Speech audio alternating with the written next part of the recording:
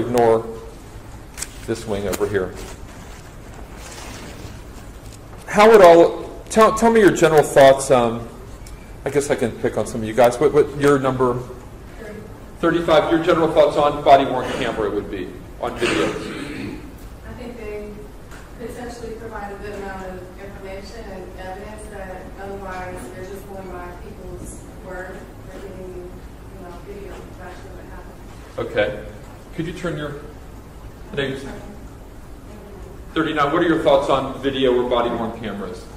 I would agree they hold people accountable and provide vision into a situation that, in this case, what they've done, can't share inside of the story, so that provides. Okay.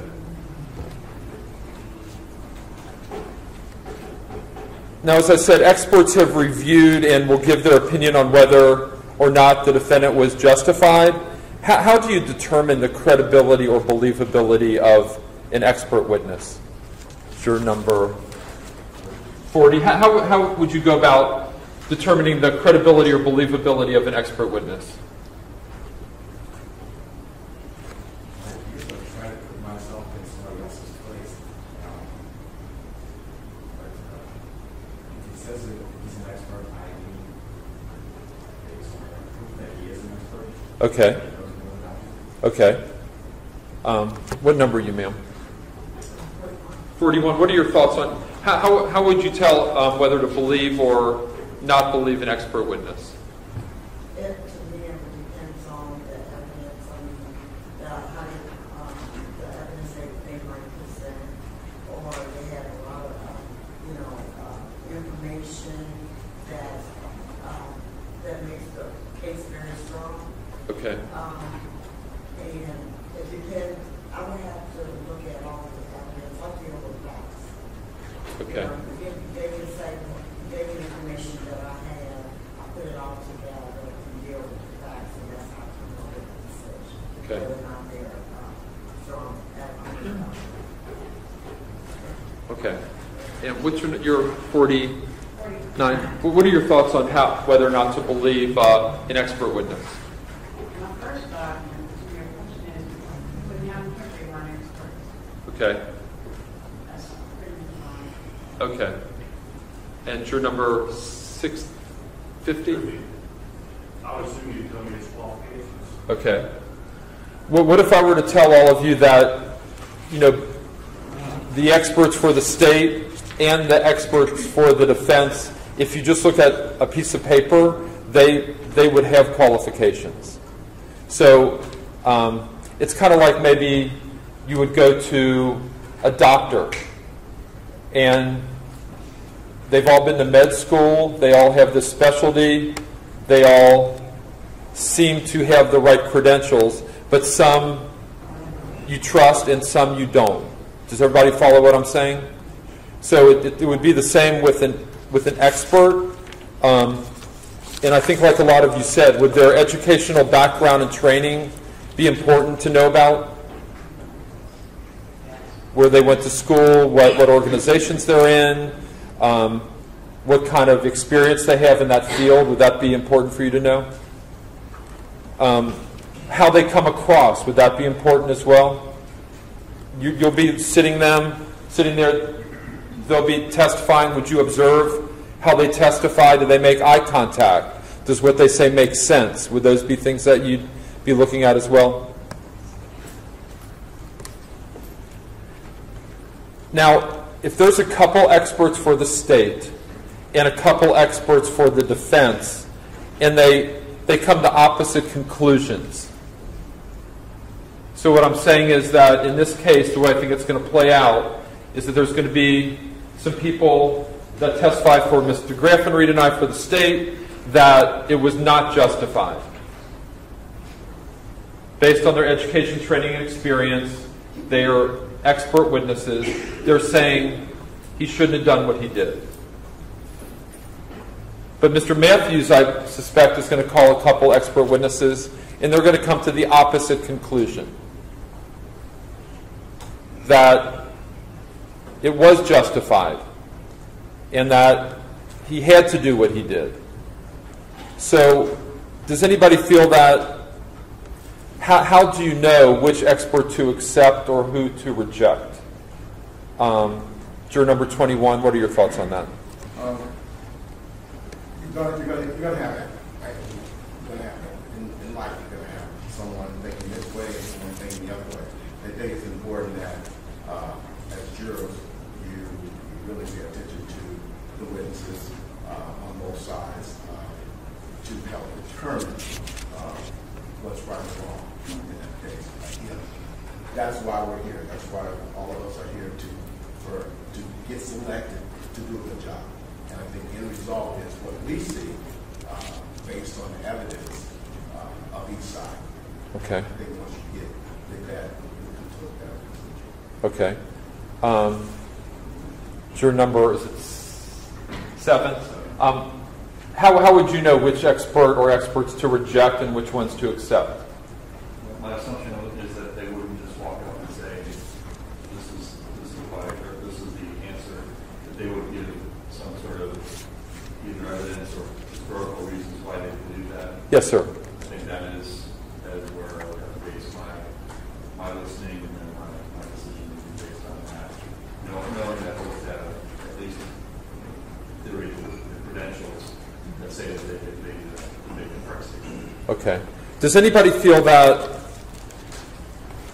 basically you've got a couple on this side and a couple on this side, that they just balance each other out? Like, look, 2 say it's murder, 2 say it isn't. I just can't tell, because there's one or more on this side and one or more on this side. I'm just not going to accept anything they say. Does anybody feel that way? What's your number again, sir? 30. Tell me your thoughts on I that. think it's possible if I can feel that way, but without having a specific situation in which I could apply my own logic, like you said, their demeanor and all the other factors. I'm not saying it would, I just think that because of the disagreements with this policy. Okay. Thank you for your honesty. Does anybody else feel that could be an issue with experts, because there's the same number on each side, that I'm just not going to buy anything that either side says because they're both educated? Juror number 87, and then 86 and 87. Okay. And we will talk to you if you make it up here. And I appreciate you raising your hands. Does anybody feel that they cannot convict a uniformed police officer for killing somebody? By that I mean holding them legally responsible for a murder, for killing a person after a legitimate traffic stop while they're in uniform. Does anybody feel that they cannot convict the defendant, if the evidence supports it, of killing somebody while he was in uniform after a legitimate traffic stop? Everybody, if the evidence is there, feel they could do that? Okay. Now, the defendant did make a statement to Cincinnati police. The way this works is that after a police-involved shooting, that in this particular case, the Cincinnati police kind of did the crime scene and handled the investigation, in that officers from homicide interviewed Mr. Tenzing about what had happened, and he did make a statement to Cincinnati police that's going to be played for you during the course of this trial. And does everybody feel that what he told Cincinnati police about his version of events would be important for you to weigh and consider in deciding this case? Juror number, let's see. Okay, what's your number again? 35. What are your thoughts on that? What Mr. Tenzing said to Cincinnati homicide detectives after the offense be important for you to consider? Yes. What his version was? Yes. Okay. And number, is it 40? 49. What are your thoughts on, would that be important? Yes. Okay. And what type of things would you be looking for in Mr. Tenzing's statement to Cincinnati police? Juror number, sorry, Mr. Blair. 40. What are your thoughts on that? In the defendant's statement to the police.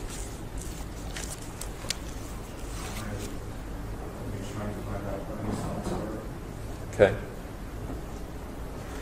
And 39. Would whether or not his statements are consistent with what the other evidence comes out as, would that be important to you? Yeah, I'm sure they're not going to be opposing pieces of evidence. That's what we're here for. Okay. For instance, if what he said to the police is different than what the video shows, would that be important for you to know? Okay. Would everybody agree with what number 39 said? Okay. For instance, does it fit with the evidence and what the experts say? What he told Cincinnati police, would that be important to know? And as I think one of the jurors that got excused said, this is not a capital case and nobody's going to ask you in any way, shape, or form what you feel the appropriate penalty or punishment should be if you find him guilty. That's 100% up to Judge Giz. Does everybody understand that? That should not enter into your decision in any way. Everybody good with that? Nobody's going to ask you what do you think he should get. I'm sure a number of you here are curious people. I'm really curious. I like to know the answers to a lot of questions. I'm sure with your family, friends, with your kids, and so forth, you might want to know a lot about what they did. Where were you? Who were you with? Where did you go? The problem, if you're really curious and you're a juror, is that unfortunately the way the rules are, you're never allowed to ask any questions. So while the trial's going on, Mr. Graffenried and I and Mr. Matthews will ask questions of the witnesses, but when we get done, they're not going to ask you, do you guys have any questions? So that can be frustrating sometimes because there may be things we didn't think of that you'd like to know. There also may be like a legal reason that we're not allowed to ask a question or go into a certain area that we might have done out of your presence to where we know that we can't ask it. He knows that he can't ask it, so we just don't do it. So everybody good with that? And base your decision only on the evidence that it comes from the witness stand. I talked about preponderance of the evidence, which means that the defense has to prove justification by preponderance, but Mr. Graffenried and I have to prove the charges by what's called beyond a reasonable doubt, which is a different standard than preponderance. We have to prove each and every element, we call it, or every part of the charge beyond a reasonable doubt. Again, I won't define that for you now, but can all of you follow that instruction that Judge Giz would give to you? And that definition, we don't just kind of make it up as we go. It's the same definition. It's written in like a law book, and it's the same definition given in every jury trial in every court in the state of Ohio. Like every county, every city, every case. From like a speeding ticket, it's beyond a reasonable doubt. For drunk driving, beyond a reasonable doubt. For theft, every case, up to rape and murder, it's all the same exact definition. Can you follow that definition? Because sometimes you hear the definition and people say beyond a shadow of a doubt. I have to be convinced beyond a shadow of a doubt. Has anybody heard that expression? That's not the standard that we're referring to in this case. Everybody good with that? Beyond a reasonable doubt, nothing less, nothing more? Sometime Mr. Graffenried and I, and I'm sure Mr. Matthews will talk to Mr. Tenzing. We're not trying to like keep any secrets, but we are going to probably talk among each other during this trial. Is everybody okay with that? We're not going to be chit-chatting as we go, but there are maybe strategy decisions or things that we need to talk about. Hopefully that won't be too distracting because our table is usually closer to you all than the defense table, so please excuse us if you think that we're talking too much. We'll try to keep it to a minimum. And you've already heard Mr. Matthews, and I forget whether I did or not, but there are going to be what's called objections during this trial. And that doesn't necessarily mean we're trying to hide anything from you. It just means we think that there's a legal reason that a certain question shouldn't be answered. So during the course of this trial, I'm sure that Mr. Graffenried and I and Mr. Matthews will say objection.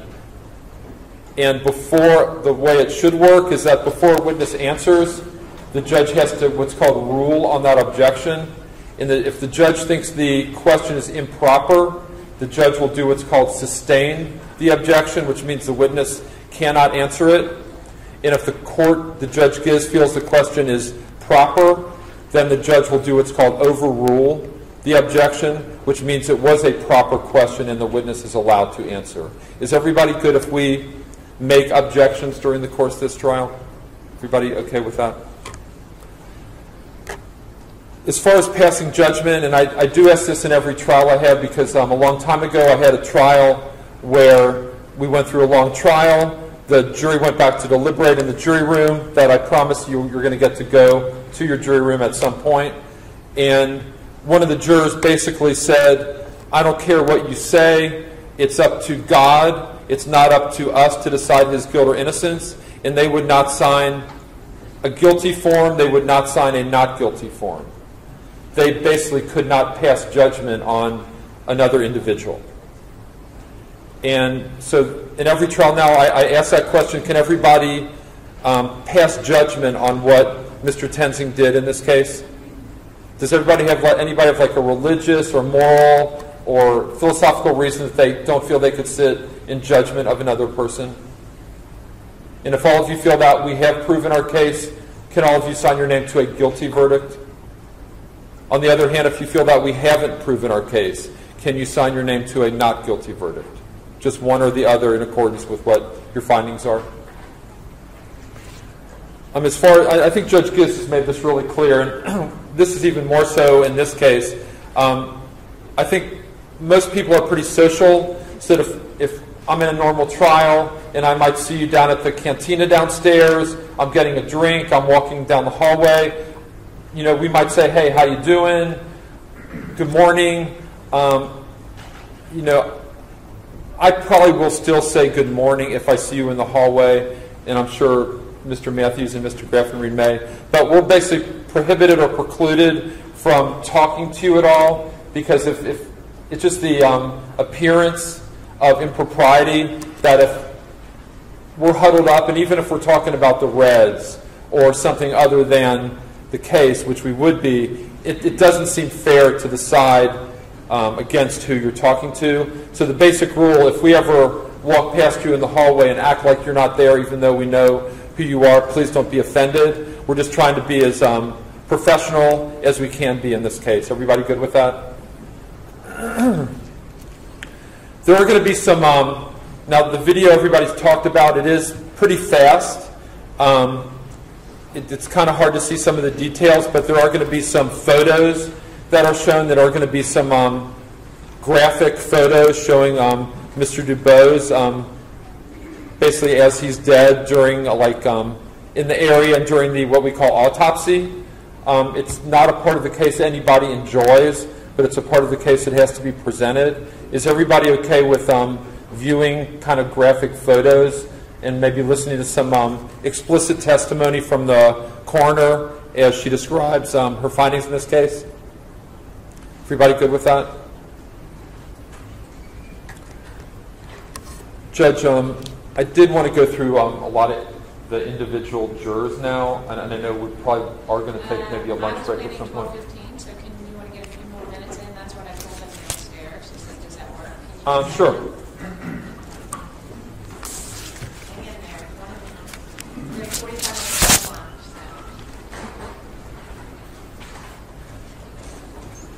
I'm just going to kind of go through, excuse me, some of your questionnaires individually, and the way I just always do it is I start and go kind of this way, then this way. So, juror number 27, you're a mechanic? Okay. And how long have you been doing that? I've worked there just over 5 years. Okay. And when they asked you in your questionnaire about whether or not this incident was justified, I think you would put, at first I thought it was unjustified, but after thinking about it, I'm not sure anymore. Could you talk to me a little bit about that? Well, because that video came out, I think, like 2 years ago, and when I initially saw it, yeah, it kind of looked like, maybe it wasn't justified, but then I didn't see it for a while, and then it's kind of like, well, maybe it was justified. Okay. I just have to... Well, when you first formed your thoughts that it was not justified, what were you basing that on? Just the initial degree. Okay, of the video? Yeah, that would be the initial decisions and sometimes pretty honest. Okay. And did you follow it in the media at all? No. Not at all? And then you said the more you thought about or heard, you thought maybe it might be justified. I'm sorry? Did you come to any like opposite conclusions or about whether or not it was justified? No, not really. At least, like I said, I didn't follow it in the media. Okay. So as you're sitting here now, what are your thoughts on whether or not what Mr. Tensing did was justified? Do you have any thoughts going into the trial? No. Okay.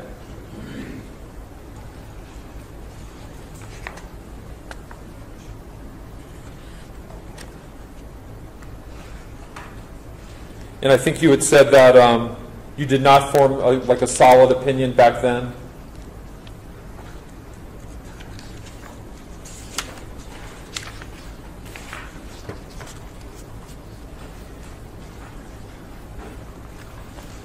You had said on the question about there's been a lot of discussion about the number of unarmed African Americans shot by police. Do you feel there are problems in this area, and what do you think are the causes? What are your thoughts on that?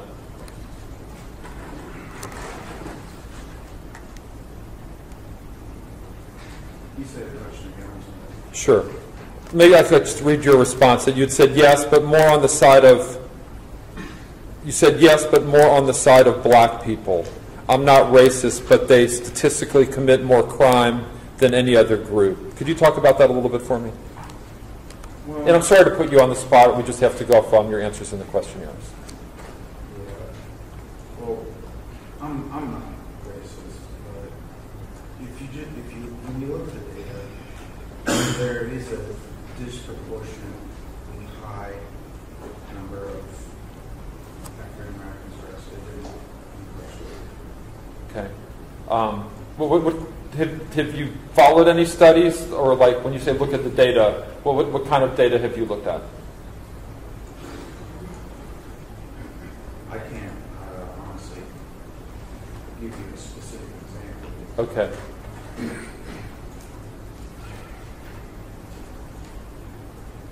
And when you said, do you think there's problems in this area, what do you think are the causes? And you had said yes, but more on the side of black people. When you said that, what did you mean?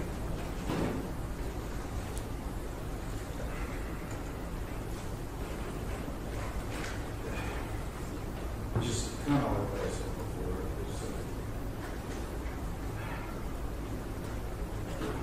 I don't know. It's just usually when, and I'm not really one to watch the news, but it seems like a lot of times if I do, I mean, it's usually a black person or someone Okay. that someone said this, someone said that. Okay. Because there are some people that put in their questionnaires that if basically Mr. Dubose would have done everything that Mr. Tensing would have asked him to do, that this would not have happened. Do you have any thoughts like that at all? Well, I think typically if someone complies with an officer, then everything will be fine. Okay. So, So I know in this case, Mr. Tensing asked Mr. Dubose to take off his seatbelt and started to open the car door. And Mr. Dubose didn't take off his seatbelt and close the door. Do you feel that there's a fault on Mr. Dubose for not exactly complying with what Mr. Tensing said? based on what you just said, yes, Mr. Dubose was at fault for not complying. Okay. And tell me how that would affect your ability to be a fair juror in this case. I honestly don't think it would, because like that was only just a small portion of the larger story. Okay. So if I were to see you hear everything that happened, then I wouldn't make a decision one way or the other. Okay. do you have a feeling that if he would have complied with exactly what Mr. Tensing have said, that he wouldn't be dead, but because he didn't, that he set into basically a chain of events into motion that resulted in his own death? Do you have any thoughts like that? No, I don't. Like I said, I think he should have complied. However, I don't think it's his fault that, I don't think what he did led to his death. Would you say that there's not everybody that doesn't comply deserves to get shot in the head? No, I don't think that just because you don't comply, you should be shot. We're here to decide what is justice. Okay. And I guess what I'm getting at, juror number 27, is that knowing what you know now about the case, that could you be fair to the state, knowing that Mr. Dubose didn't exactly do what Mr. Tensing asked him to do in the beginning of the stop? Yes. Could you still, if you feel it's justified, find the defendant guilty of murder? Okay. In that we wouldn't be fighting like an uphill battle with some of your thoughts on this case in general? Yeah. Okay. I can be fair. And you had said that when they asked you whether the criminal justice system in America was fair, it looks like you crossed one answer out and put another one. I think you would, it looks like put yes and then cross it out and put no. And you had said the only unfair aspect is we've gone from, quote, innocent until proven guilty to guilty until proven innocent. Tell me what you meant by that. I meant pretty much what I said. It's like you hear in the Miranda rights, the suspect is innocent until guilty. However, it seems like it's somewhere along the way shifted to where whoever is the defendant is presumed guilty, and it's up to them to say, no, they should be the other way around.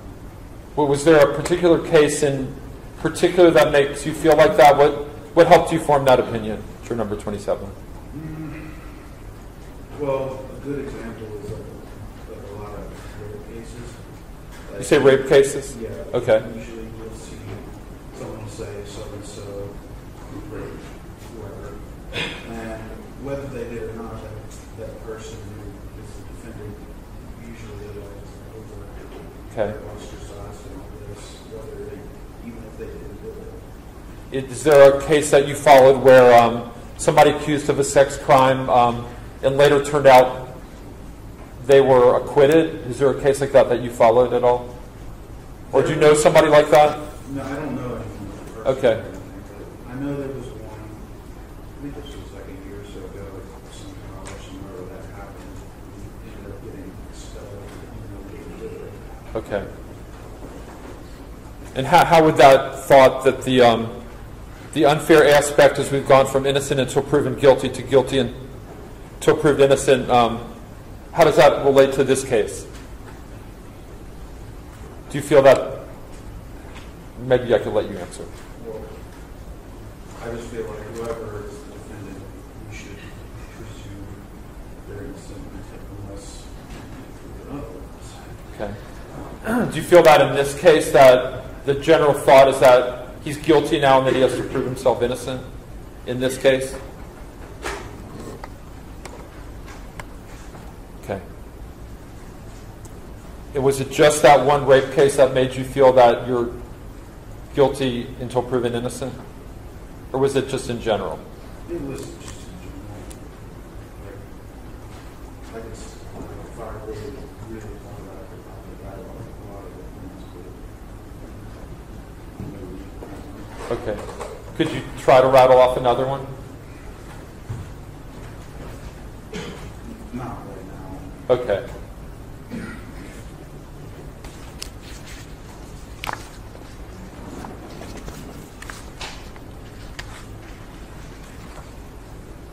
And did you have any thoughts about the media at all, number 27?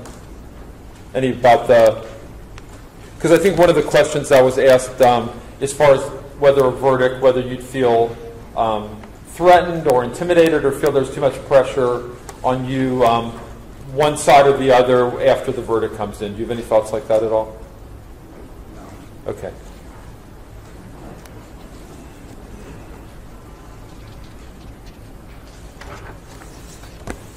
Do you want me to keep going, Judge? Sure, you went to a different juror? I was. Okay, sure. We can start because that is more. You said, yeah, keep going. Keep going. Talk about lunch. They delivered, so. Okay,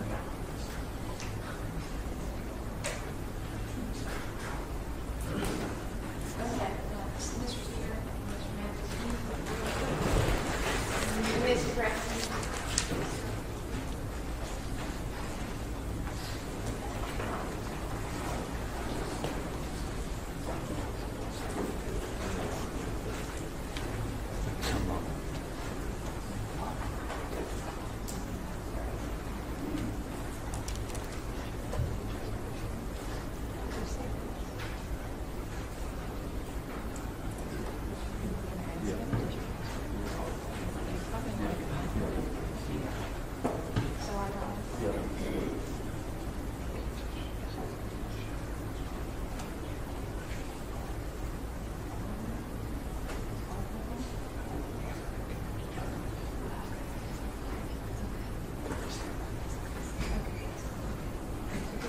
So I just wanted to.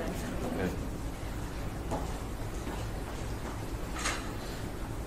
Ladies and gentlemen, I know Mr. Teeter said this to you, but there are going to be a lot of times we go to the side and discuss things. Sometimes we do it on the record, sometimes it's off the record because it's not really anything of too much importance like lunch or so forth. But I just want to make sure you understand we're not doing that to keep the, pull the wool over your eyes. We're simply doing it because it usually involves a legal question or something that is confusing to people who don't understand the ins and outs. So we don't expose you to that. We would put you to sleep if we did that, quite frankly. So, Mr. Teeter. The one thing that I did want to ask you about, number 27, is it's about Black Lives Matter. And do you remember what you said about that organization? Could you talk to me a little bit about that?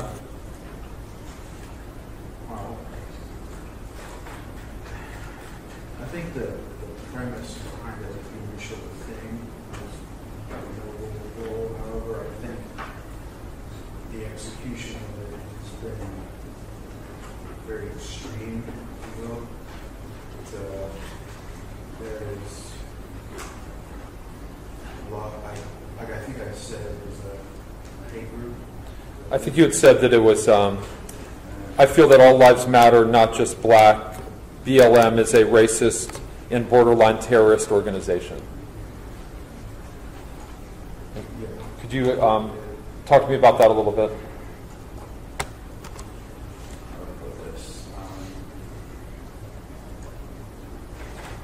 There's a lot of different people in Black Lives Matter that have an issue called white sentiments. Can you speak up? I need to make sure it's on the record and I can't hear you. So go ahead, sir. Yeah, I'm sorry. That's no problem. There's a lot of speakers in there that have anti-white sentiments, and I don't need to be an expert to find out that there's a lot of that in today's day and age. Okay. When you said racist and borderline terrorist, what did you mean by that?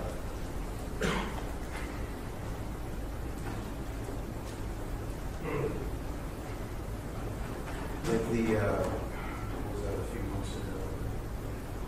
I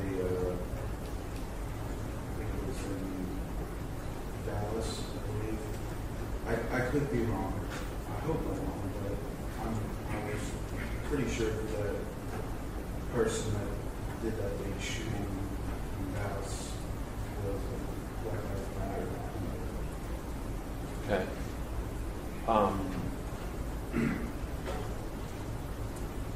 In this particular case, and I don't know how it's going to play out, but there may be people from Black Lives Matter associated with the victim in this case, Mr. DuBose, asking for what they feel is justice in the case. and their point of view is that it was a murder. And there may be people outside the courthouse protesting or giving their opinion that Mr. Tenzing is guilty and that basically Mr. Dubos's life mattered as well. How would you feel if it turned out in your thought Mr. Dubos was being basically, that Black Lives Matter was asking you to find Mr. Tenzing guilty, knowing that you don't like that group?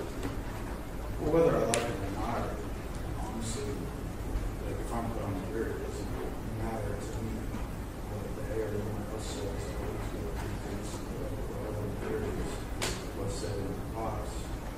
Okay.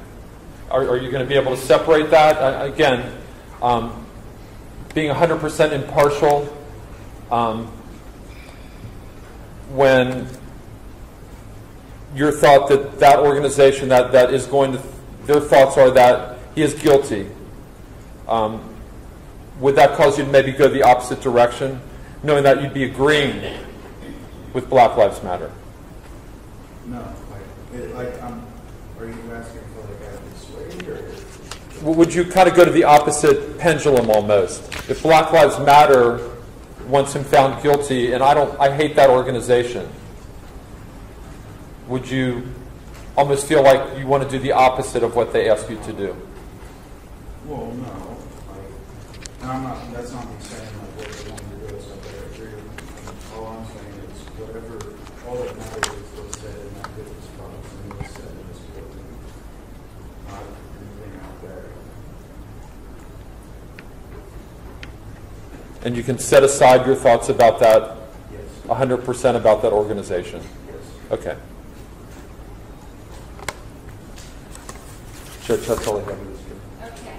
I think we'll pause here, even though I think that's the safest thing to do instead of starting another one. Ladies and gentlemen, we're going to, Dave, what is my room? Okay. Ladies and gentlemen, you're going to be escorted down to my courtroom. We've got pizza again. Yay. Doesn't that make it worth it? But anyway, we did get pizza for you, and you're going to have it. My understanding is you're going to eat lunch in my room. And I'm going to give you a break until 1 o'clock, and right a little before 1, we'll start lining you up again and bring you back. We'll go today until about 3:30. So plan on when you come back, you're going to have a straight 2.5 hours of this, okay? So be ready, and we'll get you to bathrooms and whatever you need in the meantime.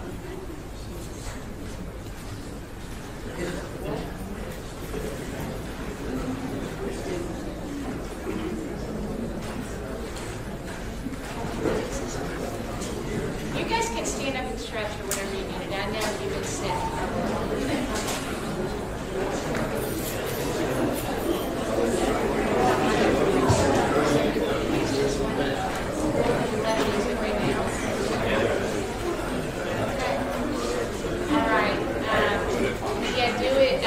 Ladies and gentlemen, I want to remind you during your break, please no discussions about what's happened in here. Strictly keep it to the reds or the weather or your kids, whatever. And you're not going to like this next part. There's only one bathroom. So please let those who have been waiting, I know some people have let them in ahead of you, and we'll get everybody in, and we'll give you all time to go to the restroom before you come back. We don't have enough deputies to escort you to different rooms to go to the restroom. If you understand what I'm saying, though, we only have one back there. So, all right, thank you, ladies and gentlemen. I'll see you in a little bit. 45 minutes. All right. Rob.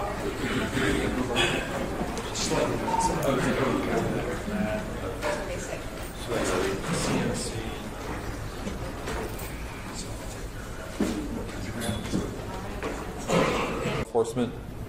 And but as far as this case, you have that opinion about some of the other cases. You have a completely open mind in this case, and you can be fair to the defendant and base your decision on the evidence and the testimony.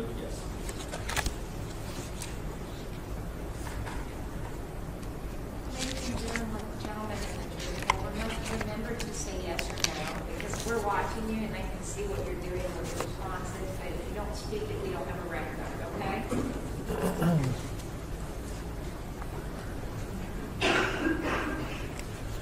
when they'd asked you about whether the criminal justice system was fair, I think you had said you did not believe it was fair because the rich never face the same justice as the rest of us. Could you talk about that with me a little bit? It seems that people that are of a certain economic background and of a certain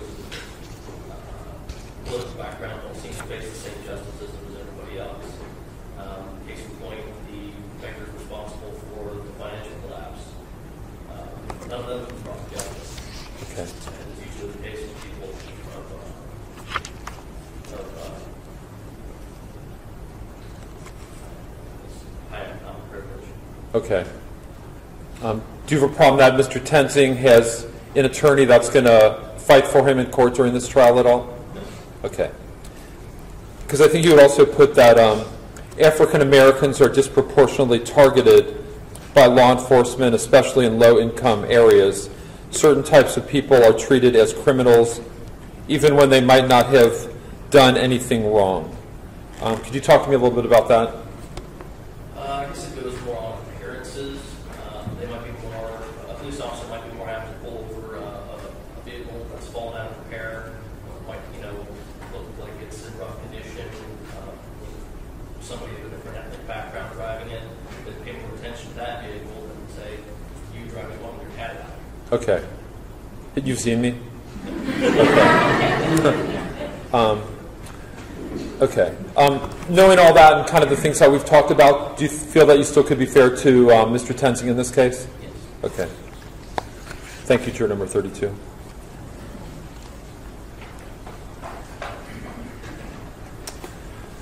Juror number 7.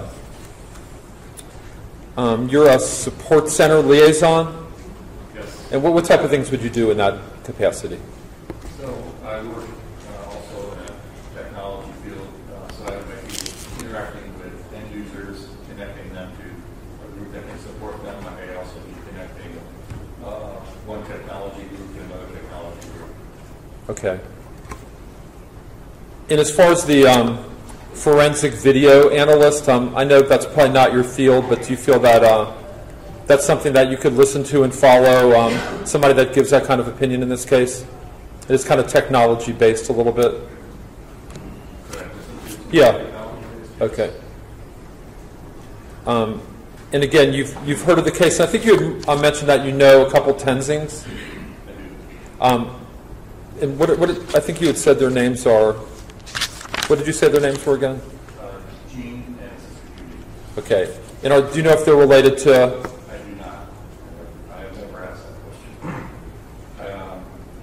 Just the last name being Okay. And I don't know what. I think those are the defendant's parents in the back row here. Does the female look familiar to you at all? Okay. And maybe I could ask Mr. Matthews to ask you whether, because he would know maybe some of the family. I don't know the family. And if they are related, how would you feel about that? I don't believe that it would be if I was Gene is the person that I knew more 10 years ago. I see him occasionally. Maybe it's something some casual conversation. The Sister Judy, she is sort of a leader at an organization we work with. I'm more involved with their board and active workers as opposed to directly with their. What organization is that? That would be Venice Online. What type of organization is that? They do job training and basically running a restaurant. A restaurant? Okay. And if it is Judy that is related to this Tenzing, then that could be a potential area of concern for you that in terms of your ability to want to serve on the jury, to be as fair as you could be. I personally don't think it would be as direct. I wouldn't believe that somebody who's... Maybe Mr. Matthews, yes. Judge, I don't know whether they're related or not, but perhaps we could ask Mr. and Mrs. Tenzing back in the court. That's fine. Okay.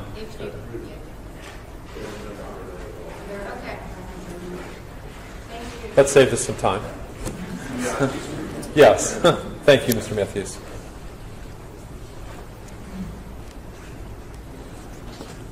Tell me what you've how you followed the case or what you've heard about it.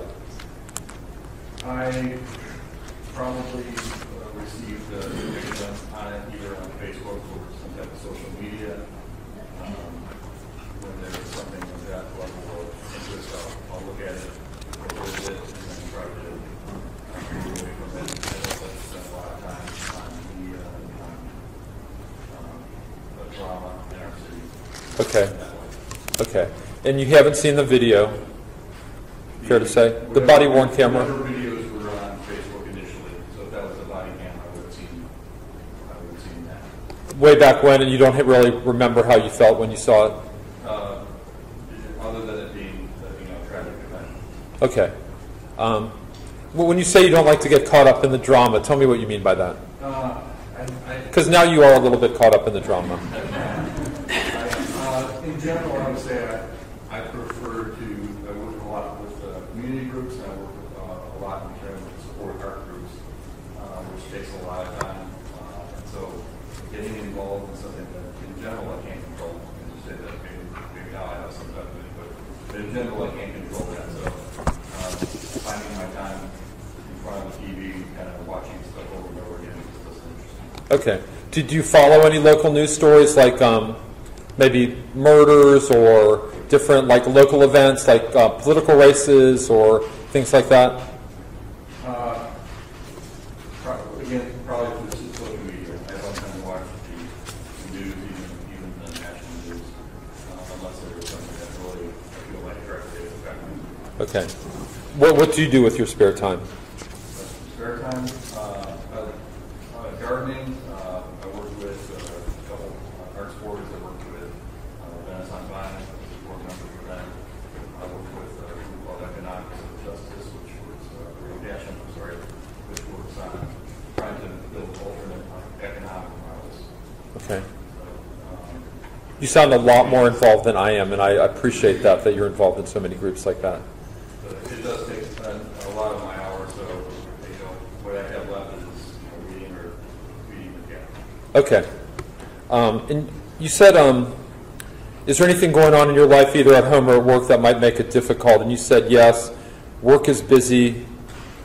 I think you said a no here would not represent my active life, nothing that differentiates me. What did you mean by that? I mean, what I mean is I don't have any particular crisis right now that I feel like it's specifically would be a reason I cannot stay here and do this.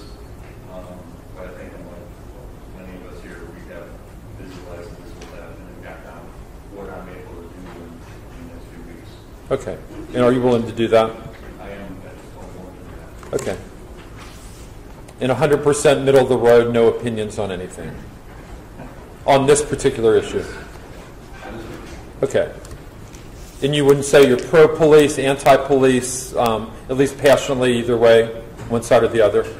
And, until recently, I've had very few interactions with police. That recently was in where we were into an accident, and ironically, on Memorial Day, had a police officer stop me to check my plates, which he said he does all the time. So it's one of those type of experiences where you can walk away from very frustrated or thankful. In that particular case, I felt thankful that we were actually out doing that. Okay. Thank you, juror number 7. Number 10. Looks like you're a full-time nanny? Yes. Okay. And how do you enjoy doing that? I enjoy it. They're Okay. teenagers now, so I enjoy it sometimes. Okay. What are you able to fit in the work that you do with the schedule that we're kind of going through now? And the sequestration issue would be okay in terms of what you do also? And it looks like on your form you had put that you were aware of some pretrial publicity, and I'll just read what you had written and then we can talk about it. It did not seem justified, though I realized there is more involved in making the decision than only what we saw. Could you talk about that a little, juror number 10?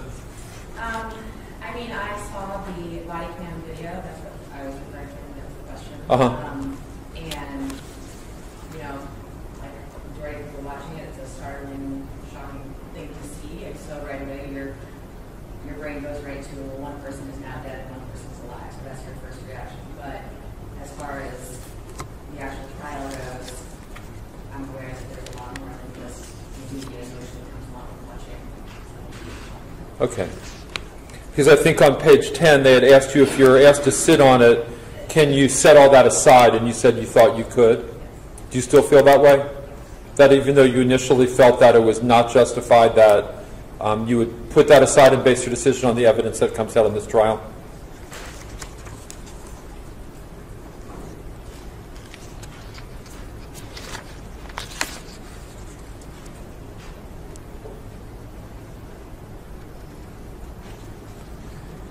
And I think you had said that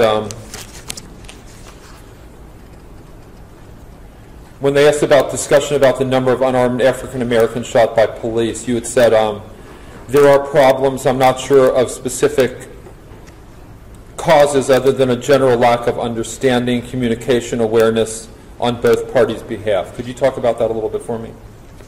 I think both sides grow up in communities and families and cultures where there are certain stereotypes like there are in any community that, whether you want to or not, leads to, you know, your current opinions and views on things.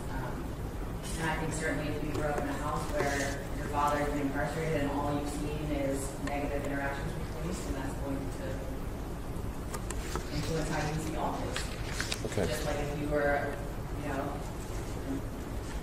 a law enforcement officer and you had 20 years of awful interactions with a certain community, that was whether you wanted to or not. Because when you were asked whether you thought the criminal justice system in America was fair, you had said no. I think you had responded, and they had asked, if no, what do you believe is not fair about it? But that you didn't answer that part. Might not. Do you think the criminal justice system is fair? Okay.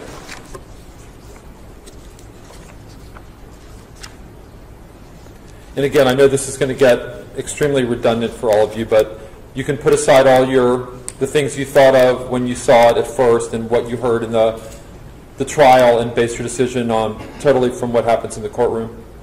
Okay, thank you, juror number 10.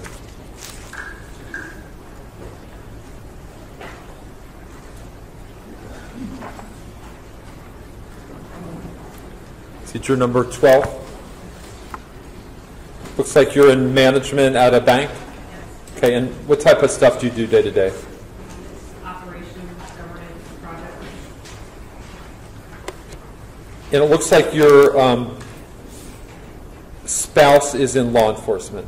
Correct. Okay, and where are they in law enforcement? Madeira. And how long has he been in law enforcement? Approximately 15 years. And have you talked about the case with your husband prior to before the? To tell me about your discussions with him about this case. I asked him if he saw the video or if he heard any additional details, and he said we've all seen it through the news, but he didn't have any details on the news. Okay. And did you have any discussions about Mr. Tenzing's guilt or innocence based on the body-worn camera with either your husband or any of your friends? I think there was a lot of discussion. I don't think we ever spoke directly on whether we thought he was guilty or not guilty. My husband offered his opinion on whether he thought the procedures that he did during that stop were correct. Okay. In terms of training, but beyond that.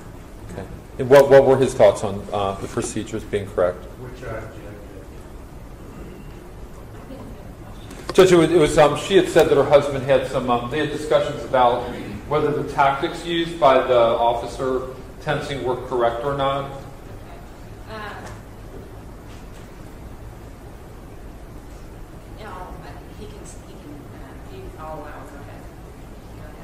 Do you recall what he said about whether the tactics or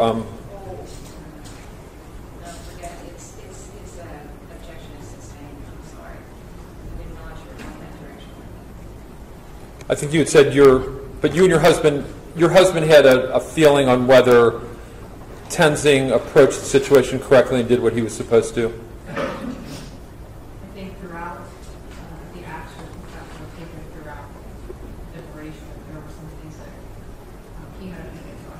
Okay. That he what? I'm sorry. He had opinions on. Thank you. Do you feel that being married to a police officer that you would tend to side with a police officer? I think I can be open-minded. Okay. Would you ever think that putting your husband in his place, so to speak, and thinking your husband were on trial, and feeling like a degree of sympathy for Officer Tenzing at all? No, I think each person is their own individual person and makes their own personal decisions. Okay. Does your husband make traffic stops? Has he ever had any issues with any of his traffic stops that you're aware of? Not that I'm aware of. And do you feel that you could be fair to Mr. Graffenried and I in a case where a uniformed officer makes a legitimate traffic stop and the other driver ends up dead, and you are married to a uniformed police officer? Okay. And it looks like you have an opinion on this case? Let's say now, no. Prior to the first trial, I did. Okay, and what was your opinion? My opinion is I wasn't certain if it was justified. Okay.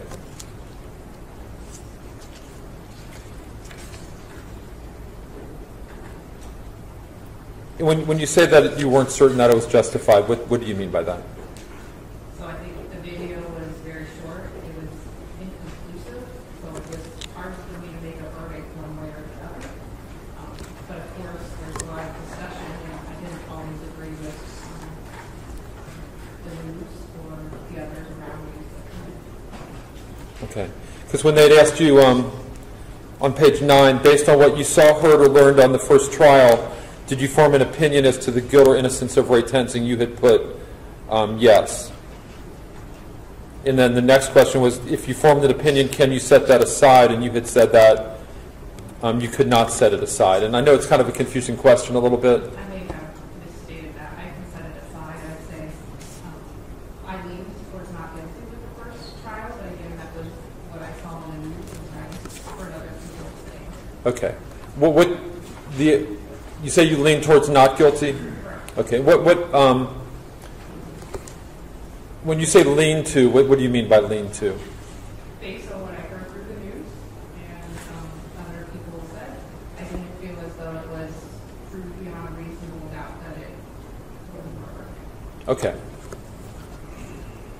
And you're saying now that you could 100% set that aside? I could set that aside and this would be, you'd have to see in the head of that evidence. Do you feel that Mr. Graffenried and I would be kind of fighting an uphill battle with your opinion, knowing that originally your opinion was that he didn't do it? Okay.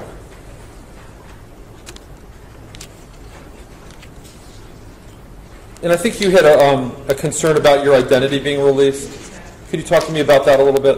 I have young children and I was wanting to cause in that publicity, nor would I want any retaliation for any decision, good or bad, that would come from this case.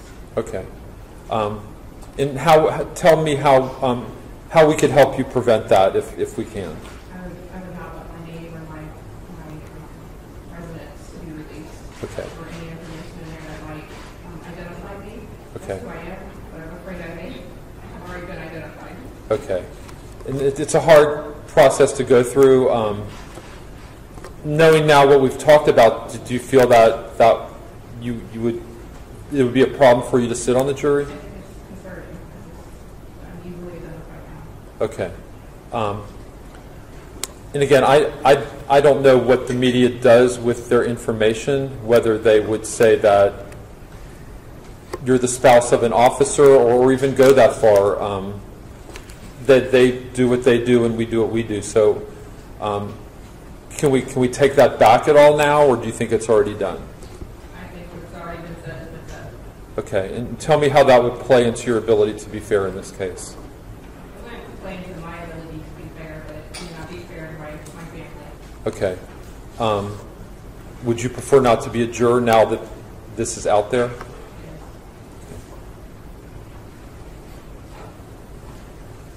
Judge, I would ask that juror number 12 be excused for cause. Didn't hear that last. I think she said she... Read that, please. Yes. It wouldn't play, but it may not be fair to my family. Oh. And would you prefer not to be a juror now that this is out there? Yes. I asked a question. And you may, of course, you can have your own. Go ahead. You can come to the podium wherever you're comfortable, Mr. Adams. Juror number 12, we have previously excused people who have expressed concerns such as yours. Are you telling us that you don't want to be on this jury? Okay, Judge, I have no objection.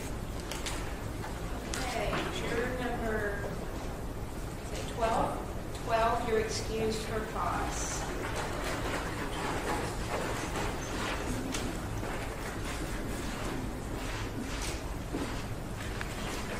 Thank you for your service.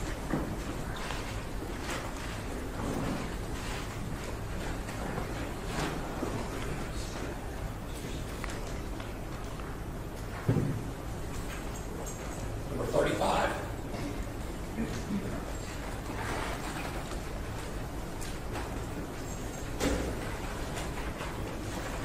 Okay, Mr. Teeter, when you're ready, when she sits down, you can go ahead.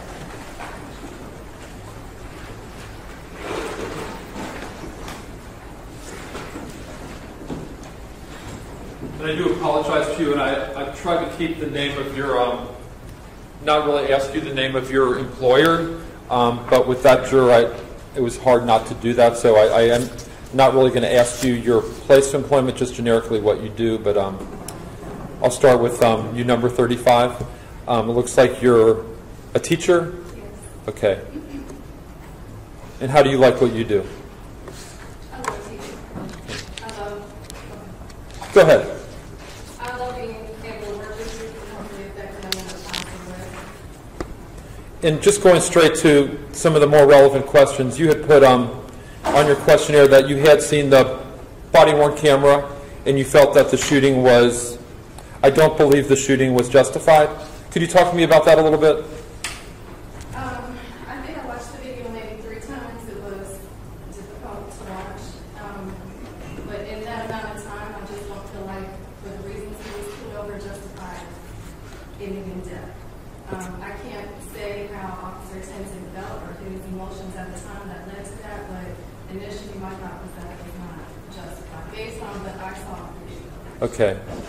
And the questionnaire further goes on to say, can you put those feelings aside and be fair in this trial? Now that you've kind of heard the type of things that the jurors have said and that I've said, what are your thoughts on that, juror number 35? I feel like I can be fair and objective and Okay. base my opinion off the evidence that's presented.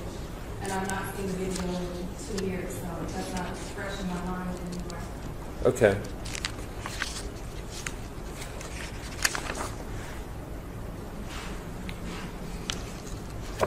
And it looks like that you feel that with regard to the shooting of unarmed African Americans by police, you felt that there seems to be some type of fear by police. I'm unsure why. Could you talk to me about that a little bit? The videos I've seen in the past 2 years, I'll say, when unarmed black men have been shot and killed by armed police officers, I just have not been able to reconcile why that happens when they don't have a gun on them and don't seem to pose a threat to the police officers. So I'm unsure as to why that continues to occur. Okay. Or where that fear comes about. And you had said that you felt the criminal justice system was not fair, that systematically it seems that black men are targeted most. Could you talk to me about that a little bit?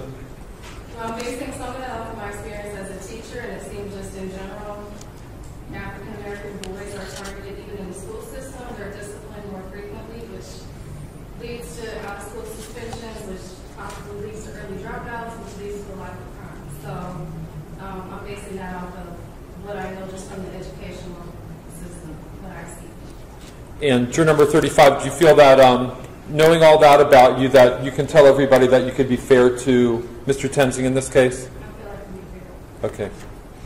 Thank you, juror number 35.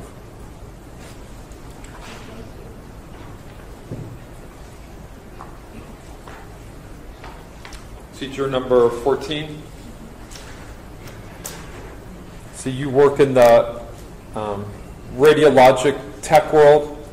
You take a lot of like X-rays, things like that, and you've been doing that a pretty good amount of time. It'll be 3 years August, and then I was at school for 2 years, so 6 years. Okay, to learn how to do that correctly. Okay. Do you know how to read the X-rays? I'm sure. I can read some. Okay. And it looks like you've know about the case. You've seen the body-worn camera, and tell me about whether you formed an opinion or not. I didn't form an opinion, and the last time I seen it was about 2 weeks, whenever it came out. Okay, did you- First happened, Okay. And as far as I knew, I didn't know the whole story. I knew it was sad in the instances for the defendant and for the case. Okay. And do you feel that, based on what a lot of the other jurors have said, listening to kind of me probably blabbering on a lot about this, that you have any thoughts you'd like to share about whether you could be a fair juror at all? I think it could be a fair juror, because I don't think we get everything from the media of what really went down. Okay. What really events, how it happened. And it looks like you had a minor bad experience with an officer.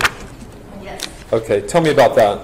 We were in Florida, and we were in a hotel, and there had been some things that were wrong, like the air conditioner was out, the refrigerator went down, so we got put in another room, but yet we had access to the other 2 previous rooms that we were in, so we had a total of 3 rooms. My brother had 1. Things just went on, and basically we had meat spoiled. The manager asked us to leave, but yet we were supposed to be there until like 11 o'clock that day. So we were getting ready to leave anyway, so we had been there for a week. So the police were called. Police were called, and basically we were getting thrown out. And here I have these young kids. We didn't do anything wrong. All we did was go up and ask, can we get reimbursed for the meat? The refrigerator still didn't work a week later. And he's filed my signature because you just want something for free. No, that's not the case. Police were called, they came.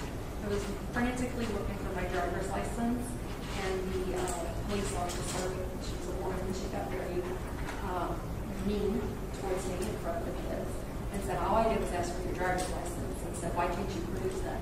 I'm asking questions as I'm following, because we went to a park before that, the day before. So I gave my husband a license. I didn't know where I put it.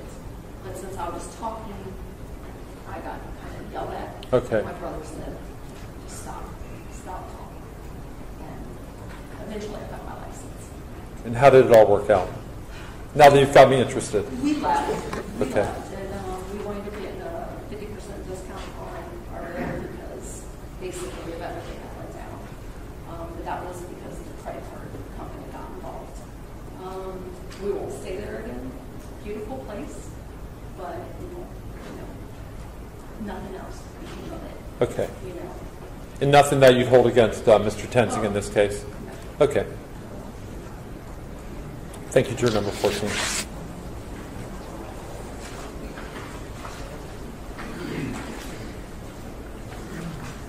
Juror number 18. Looks like you're in the medical field. I was. I'm retired now. Okay, what did you do in the medical field? I was manager of the medical staff office for physicians at a big hospital here, 800 physicians, and then 4 years in Washington State in a small hospital for, gosh, I don't know, probably 100 physicians. And was it you that had gotten into some trouble? Yes. Okay, tell me about that. Well, on April 15th, 2016, the felony that I was expunged, and my lawyer told me that nobody can even dig it up because it was expunged. And so the question was, have you ever been in court? Yes. Why were you in court? So I had to write that down. Well, I appreciate that, and I'm sorry to bring that up again. What year would that have been in? 2008. Was that here in Hamilton County? Yeah. Okay. And what it was I managed everything for the doctors, and I had access to their, I mean, I had their account. I did everything, you know, parties and golf outings and meetings. And so I felt like I was a scapegoat, and they wanted to go back 10 years to justify everything that was on there, including conferences that the doctor sent me to that I just couldn't prove it. So it turned out to be that the doctors that you work for accused you of stealing from them? They didn't. The hospital did. The hospital. Okay. And how much did they say that you took? $25,000. Okay. And you had an attorney? Yes, and he was angry with me because I sent an apology. I mean, I've been with them for 18 years. I thought that. Sure. Who was your attorney? Ted Fronchak. Okay. Pretty mean guy. Okay. And did you enter a guilty plea then? Yeah, I had to after I apologized. He said, I could have taken care of this for you if you hadn't done this. And do you feel that you were guilty or innocent of the charge? I felt that I was guilty enough. I had lost my morale. There were a lot of things going on that were totally unfair, and such as all the hospitals and the health alliance. I had second in seniority, and my pay was at the bottom. And anyway. And I know it's over and it's all done, but you felt that you took some money that you shouldn't have taken? Yes. Okay. When I was talking to Ted about this, and I was telling him some of the things that happened to me, he said, well, there's this saying that whose butt is the blackest in terms of lawyer speak, and that my butt was the blackest. Okay. So, I've never heard of that, but okay. And I'm sure it was somebody from my office that was the prosecutor on that case. Yeah, but if you give me a name, I can probably. There are a decent number of us, but you don't remember me or Mr. Graffenreid, do you at all? No. Okay. How did you feel about my office prosecuting you for something?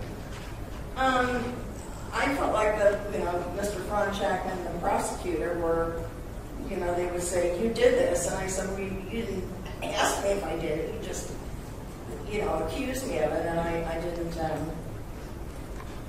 I don't know. I just didn't feel like it was the right lawyer for me. Okay. How has that made you feel about the justice system, that you feel that maybe it wasn't as fair as it could have been with you? Not really. I felt like the hospital was not as fair as they could have been to me. I mean, they didn't even call me. They just, did this, and nobody called to say, gee, let's talk about it. It was just, that was the way it was. And you've never heard of the case at all? This case? So I was in Washington State, and when I came back here, like I said, I really didn't watch local news. I guess I still want to live in Washington. Okay. Now that you've kind of heard some of the other jurors, what are your thoughts on sitting on a case where it's a police shooting? I look forward to hearing everything and making my own decisions or judgments. I don't, whatever everybody else has said is, I want to see it for myself. When they asked you about Black Lives Matter, I think you put their agenda is sometimes radical. Mm-hmm. What did you mean by that? Well, that you probably remember that one demonstration where they were screaming pigs and fry them up like bacon, and you just don't win a whole lot of support when you say things like that. I think, like somebody else has said here, I appreciate why that statement happened. But then I think that they were probably went too far. I don't know, if the man that was killed was part of Black Lives Matter, or was just I think all lives matter. I think I put it that here. Okay. And then when they asked you about crime in society, you put focus of crime should not be selective for personal gain. I'm thinking of the comparison of high-profile cases about the black-on-black crime in Chicago. Al Sharpton shows up under when the cameras are on.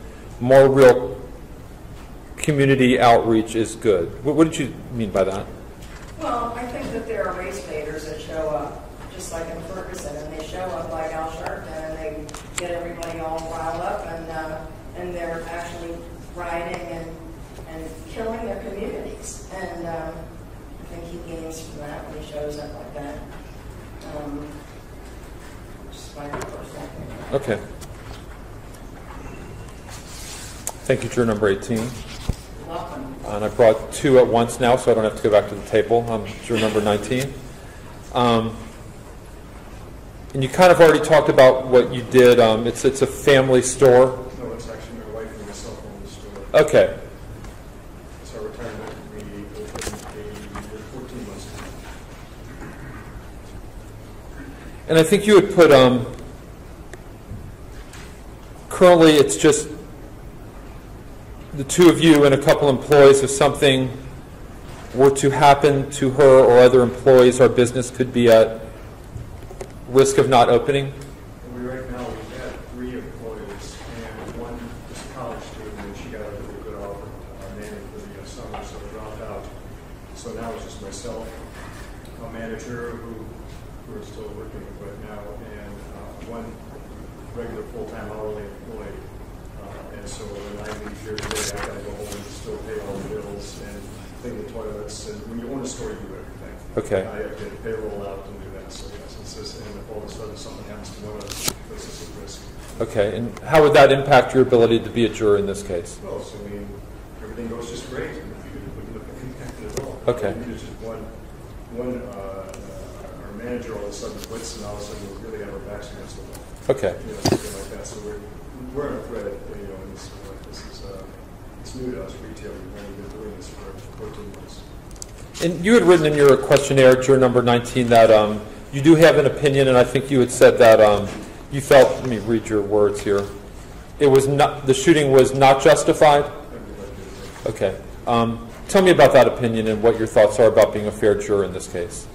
I've been wrestling with that. I've got I believe in the evidence, I believe in the law, and I think what goes on in the hearings. When you've seen something, it's hard not to unsee it. I follow the case very closely. I don't watch television. All of it's the paper and the NPR listen to it. And as far as what goes on during the trial, last trial, we were kept very closely. We live in what's potentially a powdercake in Over the Rhine. I live in Over the Rhine. I've lived there for now 6 years. Our business is in Over the Rhine. So we were getting constant feed from the Rhine Chamber, as well as the American Charter Corporation too, as to what was going on in the trial. We followed it very closely. When the decision came down, and we followed that very closely too, there was pins and needles down at the market during that particular time. And as a matter of fact, we had a class, one of our cooking classes, and I had several people from the burbs calling and saying, is it safe to come down there now? And so it was a very tense time during that time for us. Okay. Knowing that your opinion was that the death of Sam Dubose was not justified, can you set that aside and be fair to Mr. Tenzing in this case? I can, right now, I look at this, I can't unsee what I've seen, but the bar is higher than it probably would have been had I not seen, had I been in Washington all that time. Okay. So I guess only you would know. Do you feel that you would be a fair juror, or is what your... I would listen to all the evidence, and I would judge the evidence based upon what I've heard. Okay. And I know you know a number of officers down and over the Rhine. I also know that. Plus, I also have experience with the University of Cincinnati security force, too. Okay. And those have not been good interactions. I know that was 35 years as a professor at UC. And what I find is at UC, I don't think the training is as well as the professionals of the UC police as well. I find them very quick, in the 4 or 5 times that I've had interactions, very quick to establish authority over the person they're talking with. Of course, you never see that with a CBD police officer. So I think you had written in your form that about UC police, they are poorly trained and should not be allowed off campus. That would be correct. Okay. In this particular set of circumstances, there was a rule, basically, that in this case they were allowed to go off campus and enforce the traffic laws off UC's campus, but like in the city. What are your thoughts about that? Right now, I don't think it was, and I think the officers that I know in CBD would agree that they should stay on campus, number one. Number two, I think that the defendant was far more aggressive than needed to be moving off campus to try and enforce laws. Okay. And again, can juror number 19, can you put that aside and be fair to Mr. Tenzing? I told you right now that I can put all the facts in the case. Okay. From my 65 years now, and yes, I think I would be trying to make a judgment based upon this case. Okay. Thank you, juror number 19.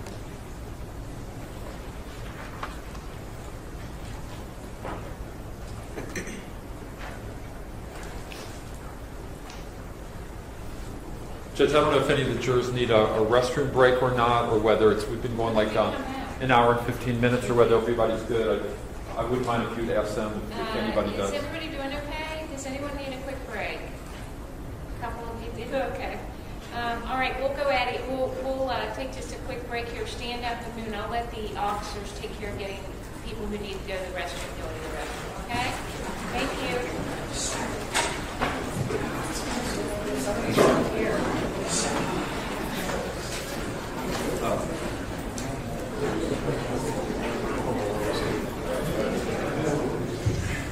Too fast.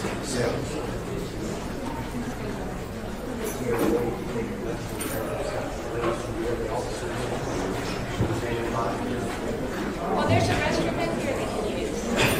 We've got one. You can take it down to my room. Station, you'll have to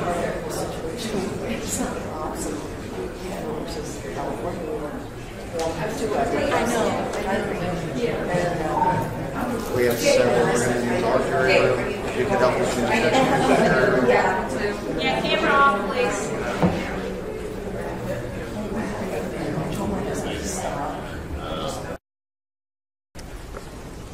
Didn't realize I'd get in so much trouble for saying that, so those of you that had to use the restroom, I'm sure you're thankful, and I apologize to everybody. I didn't realize it was going to be such a big production. So anyway, we are back for around another hour or so.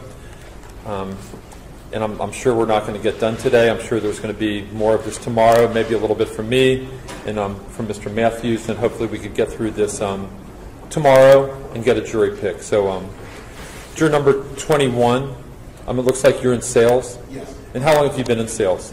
I've been with the company 31 years in sales. Okay. Do you enjoy what you do? I do. Okay. And it looks like you had said in your questionnaire that you felt that when they were talking about selective stops, that you felt police are selective in who they stop for minor violations, and that they can be biased. Yes. Can you talk to me a little bit about that? Anecdotally, that certain individuals, certain groups who are cars, all that can be targeted. So yeah, just feel like I have. And tell me about your experience in being targeted. I got pulled over for speeding, and windows are tinted, and late at night, got pulled over. Police officer automatically, aggressively came up to the car and recognized who I was, and I asked him to get out. He's just real aggressive with me. There was a couple names called, and bought the ticket and on. Yeah, and I see it every day. I try to keep myself calm. Okay. And, did the officer know you at all? No. Okay. And when you said some names were called, were they like bad names or like inflammatory type things that were said? It was a racial name. Okay. Sure. How long ago would that have happened, juror number 21? A couple of years. What area of town was that in? I live in Springfield, so it was on the highway coming out of 75. Okay. And then it looks like you marked on your form that you've been in a courtroom. Was it for a DUI? Could you tell me a little bit about that? Got related night off from that from a party. My wife was at, and the officer was trying to text my kids. Okay. We were on the way. Did everything I was supposed to do. My wife, right back. We took that apart. She met me.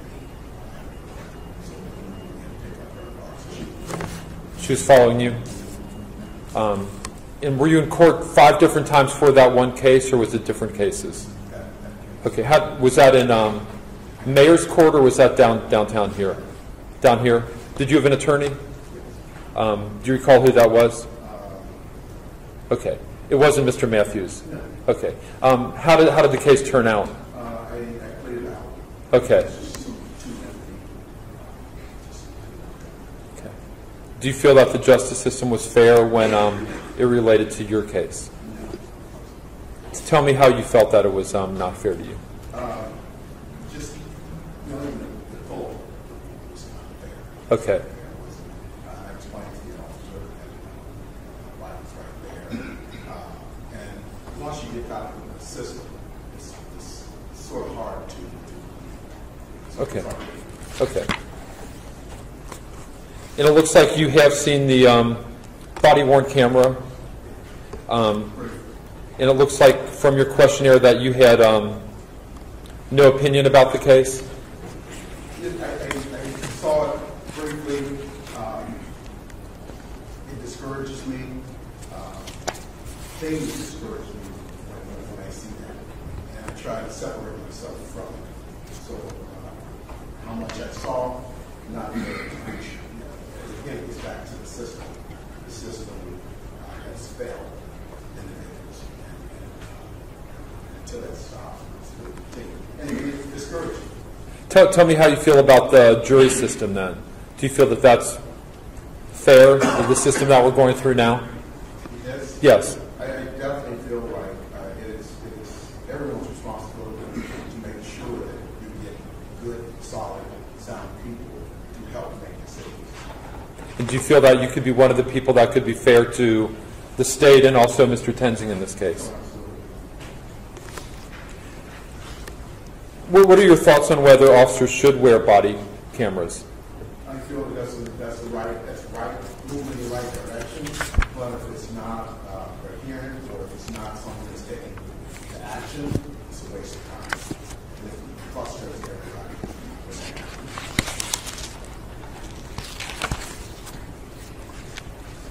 Thank you, juror number 21.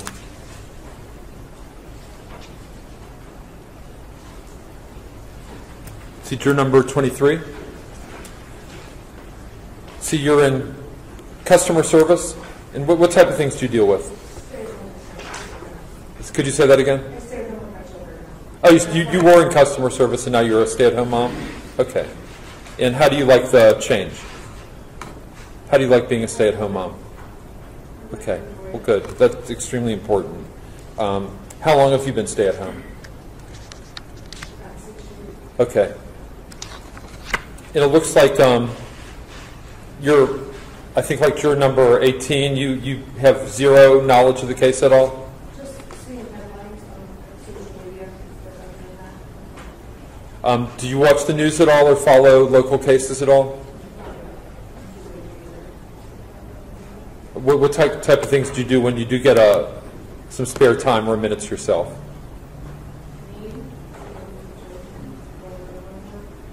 And what about when they're all away and then you have your time?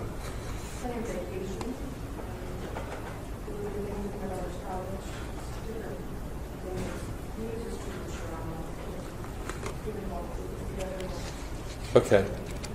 Would it be fair to, do you like purposely stay away from TV because you don't want to kind of know what's going on, or would it just that you don't have the time to really? How do you feel about coming in now and being asked to make a decision in this case?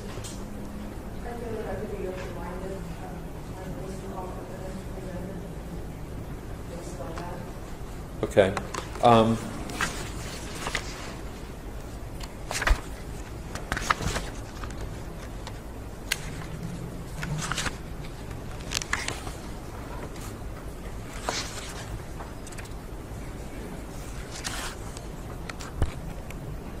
Going from kind of, is somebody watching your children when you're doing this then? Okay, and you feel comfortable doing that even if you're sequestered? How do you feel about holding a uniformed officer responsible for somebody's death while they're on duty after a legitimate traffic stop? It would just depend based on the evidence they have. If they would be guilty, that would need to be held accountable. Okay. No accountability. Have you ever followed any type of cases like that at all, like around the country, around Cincinnati?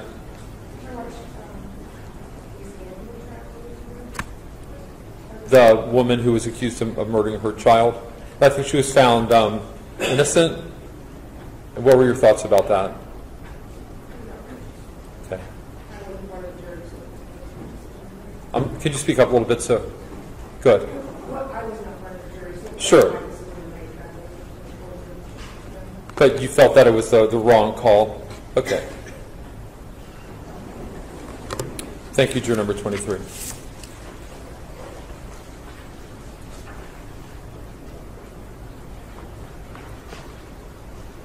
See, juror number 44. Oh, 25, my bad. I took the wrong, 25, sorry. Looks like you work for a hospital. And what type of things do you do for the hospital?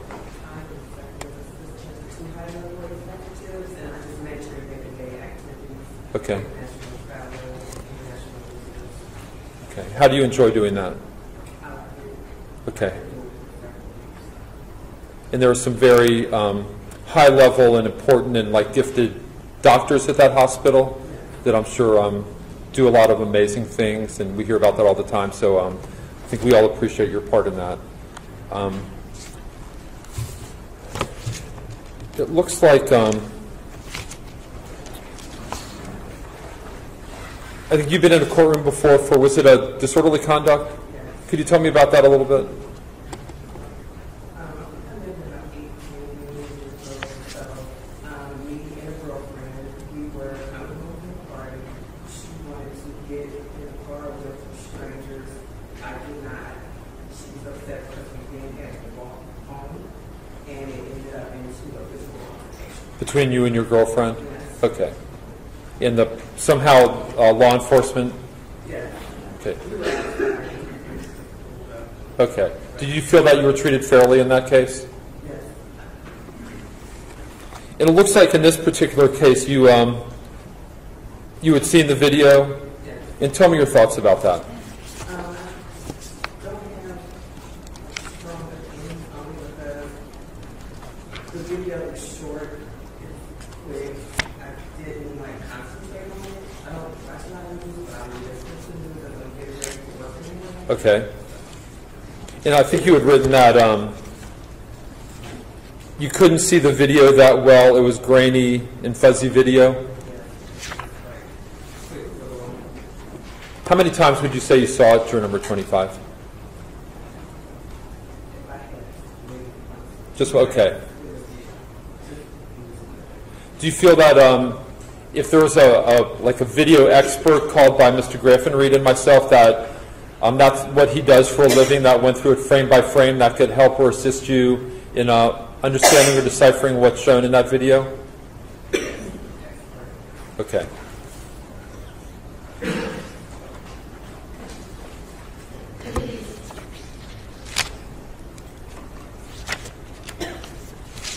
And have you discussed the case, would you say, with friends and coworkers? I am embarrassed to say I'm basically do things that, you know, if it's not immediate, I don't see. Okay. You had said when they asked you about the number of unarmed African Americans shot by police, you said that's a problem, but again, if you stay out of their business, parentheses, breaking law, then they will. You went to the back page. They will stay out of yours, meaning if you follow the law, you should have minimal to no interaction with law enforcement. Could you elaborate on that a little bit for me, juror number 25? When I say stay out of their business, I'm a person who kind of like rules and have to have law and order or there's complete chaos. So as far as their business, if you are not breaking rules, you tend to not have any interaction with police. Okay. Over the weekend, I was in an area that was kind of foreign to myself, and I guess I was looking very suspicious, and I was followed by an officer for quite some time. But then I guess because as they were text or whatever, they turned it off. But it did cause a little angst, just to know that, you know, no one would be able to do trouble. Sure. I think in this particular case, I talked to one of the other jurors about complying with the law, and in this particular case, Mr. Dubose was asked to take off his seatbelt by Mr. Tenzing, and Mr. Tenzing opened up the door, and Mr. Dubose closed it. And you had said that if you follow the law, then you know everything should happen the way it should. Tell me, without telling me how you'd vote or anything, your thoughts on somebody basically not exactly complying with what somebody says. Well, I do believe, like, people make mistakes. You don't always follow rules, but rules are in place for a reason. I'm not sure being non-compliant means you go off. Like, don't open the door, don't close the door. I don't think that is actually breaking the law. Okay. But I do feel like, I mean, there's law and order, and everybody has. Okay. What I'm saying is, do you feel that if you found that Mr. Dubose would have undone his seatbelt or not closed the door, that this wouldn't have happened to him, and that the person who asked him to do that is not at fault in the consequences of whatever happens next? Okay, okay.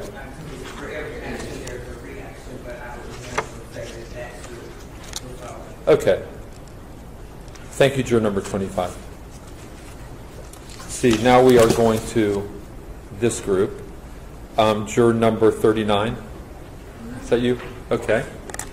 It looks like, I think you had a possible work issue that you had talked about in your questionnaire. Has that been resolved, or have you been able to figure out if you could be a juror and still do what you do? Yeah, I do. I started at 1, so these later days are a little hard, but I'm happy to be of service. Okay.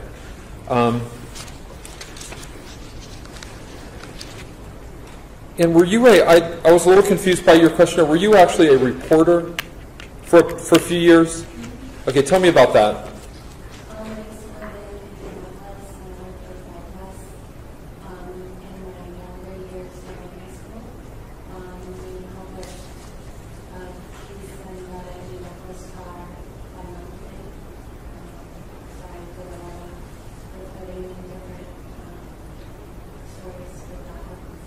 What type of things would you report on?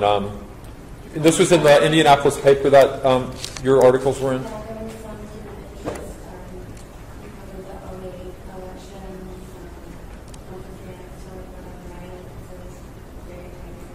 Okay. And you had put that you felt that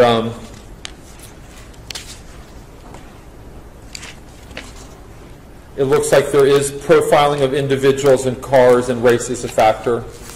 Could you talk to me a little bit about that, juror number 39?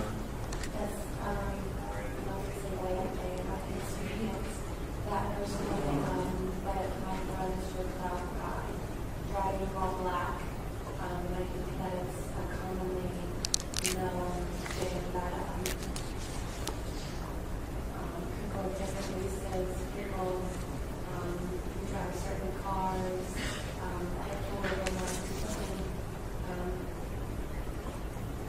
like they might be doing something when they're not doing anything.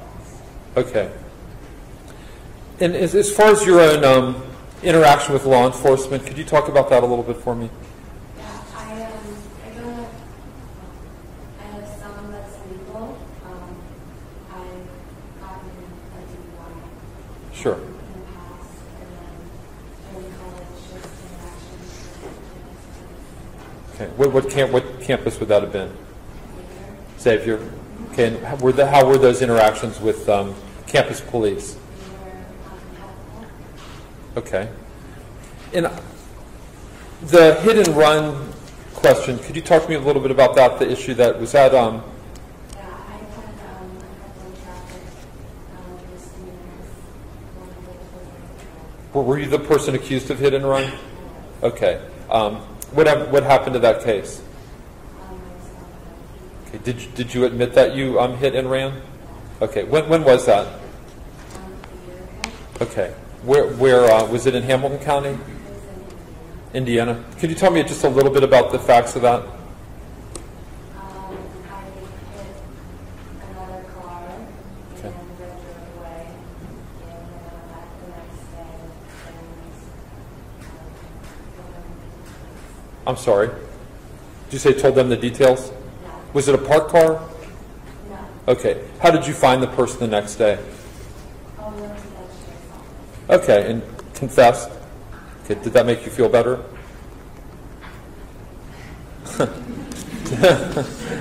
Well, what did they end up? What did they end up doing to you? Charging me and giving me a fine and putting on the record. Okay, because when they had asked you about, let's see, about, I think you had said there's a lot of sad people, I think, that you said in the jail system. Maybe? In response to what? I think they said, have you ever visited or been inside a prison or jail? And you said, after DUI, it was uncomfortable and boring and filled with sad people. Yes. Bad experience for you? It was not a positive experience. Okay. And that was the DUI. How long ago did that occur? 2 weeks ago. Okay.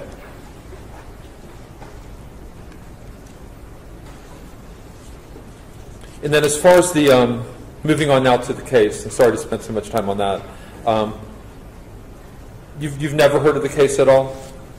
And I think there are a number of you here, so it's not a bad thing at all. Do you follow the news at all? I went through a period where I did not this case fall. Okay, because you were a reporter, but then you went kind of the other way and you just weren't interested for a while? Yes. Okay.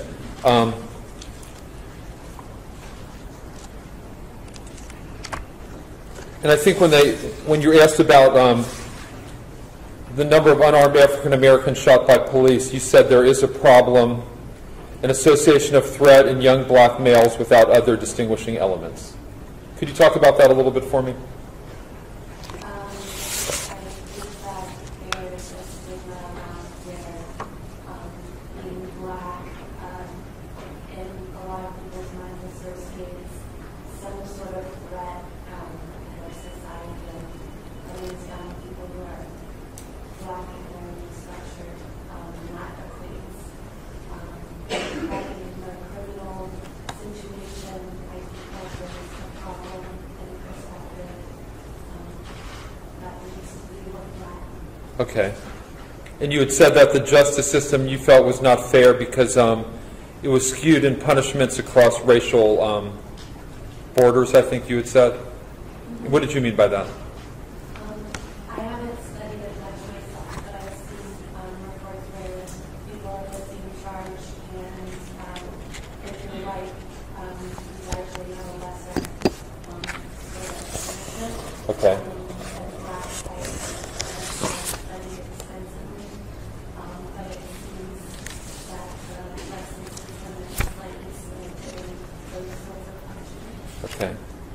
And you had put juror number 39 that you were assaulted by a black male. And is that and again, I don't mean to get personal, but just wanted to go through this. Was that the assault that you weren't sure whether it was a sexual nature? Okay. Was that by somebody that you knew? It was a stranger? Okay. How long ago did that happen? About 2.5 years ago. Was that here in Ohio? Was it in the city? It was in Norwood. In Norwood? What were the, and because I think you had put that, you didn't report it to the police because you were dealing with some other issues and you were unsure of the sexual nature. Is that fair to say?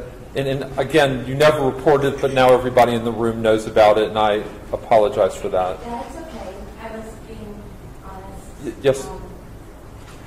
Anything about that situation that would cause you to have any feelings one way or another about your ability to be fair in this case? I don't think so. No. Okay.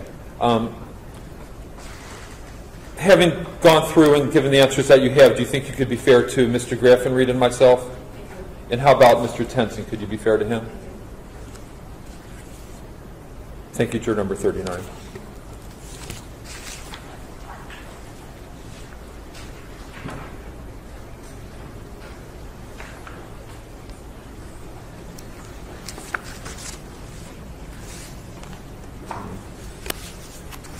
See number 40.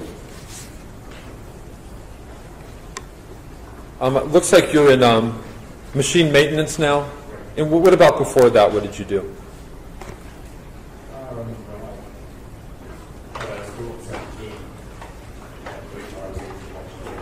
I'm sorry, can you start that over?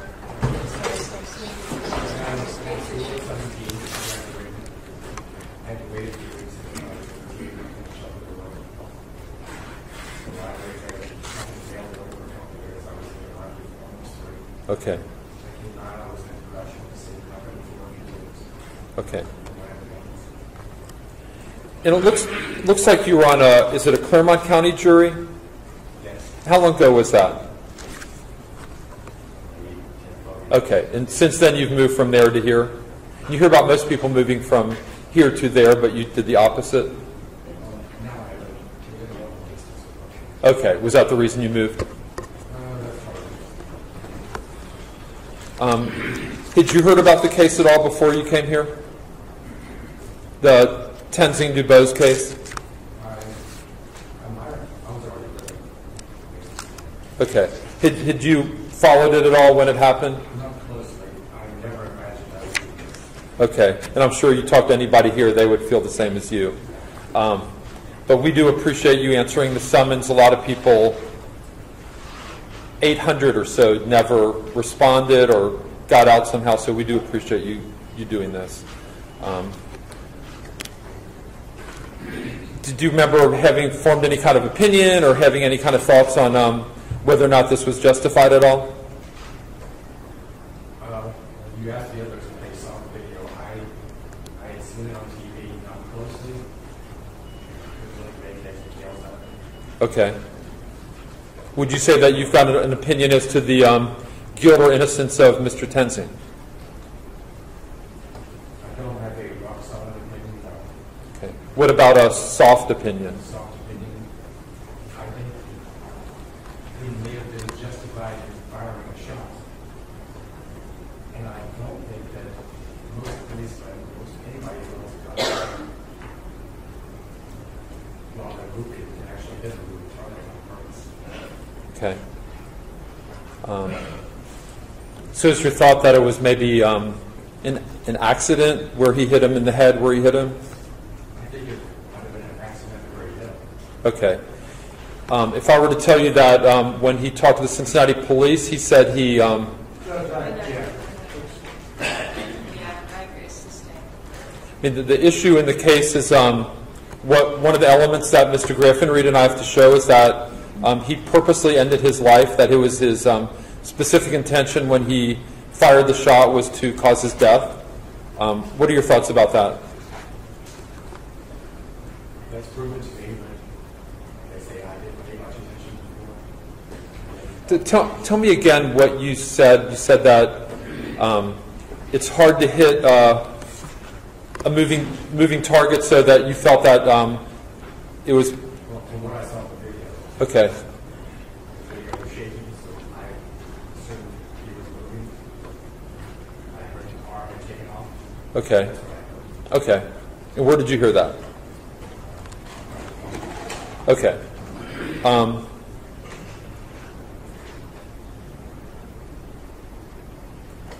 The first thing you said was that you felt that the pulling the gun and maybe the shot was justified, but not the location of the shot? Okay. And tell me how you came to that conclusion, juror number 40. No, I have seen, we've all seen videos of policemen walking into a car. The policeman gets shot before he pulls his gun.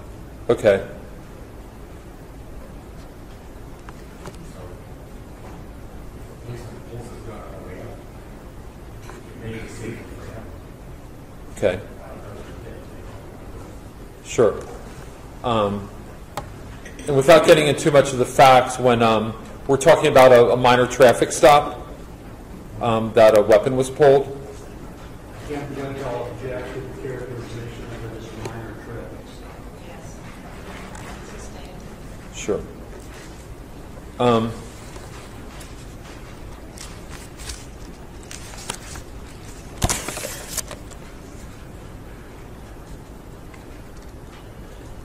You had said in your questionnaire that you felt that the police in the area were already watching him. I think is what you put. I think I saw on the news that he was on before. Okay. And you think you heard that in the media as well? Okay. If I were to tell you that Mr. Tensing had never seen Mr. DuBose before and had no idea who he was, would that possibly change your opinion on that? We changed my opinion about that. Okay. When they asked you about Black Lives Matter, I think you had said they tried to blow out of proportion. Yes. Tell me how you came to that conclusion. I think that's their job. That's what they do. Okay. I also wrote down, I think that sometimes unarmed white men get killed. Sure. So it's not the Okay. How does that make you feel? Well, it makes me feel like I'm being less protected because of Black Lives Matter. I kind of also think that I used to wear a beard. I think men with beard are scared too close. Okay. Where we say unarmed whites are also shot, but the media is not as loud about those shootings. And then whoever can pay for the best lawyer gets the verdict. Okay. How do you feel about Mr. Matthews being an excellent attorney and? Sure. And, When I was on the jury in Cleveland, the prosecuting attorney was the best. But since I listened to the facts, I didn't vote for the prosecuting. okay. It didn't matter to me how bad he was. I wanted to go what he said. Sure. What type of case was that? There was a case, a woman was suing a trucking company. It was a truck on the right turn to her car. The boyfriend was driving. Okay. She was suing for back injuries. But she had a back injury already from falling off the top. Okay. Did you reach a verdict in that case? And you had also marked on your questionnaire, juror number 40, that you've discussed the case, including you and others expressing feelings of the guilt or innocence of Mr. Tensing? Probably a couple of years ago. Okay.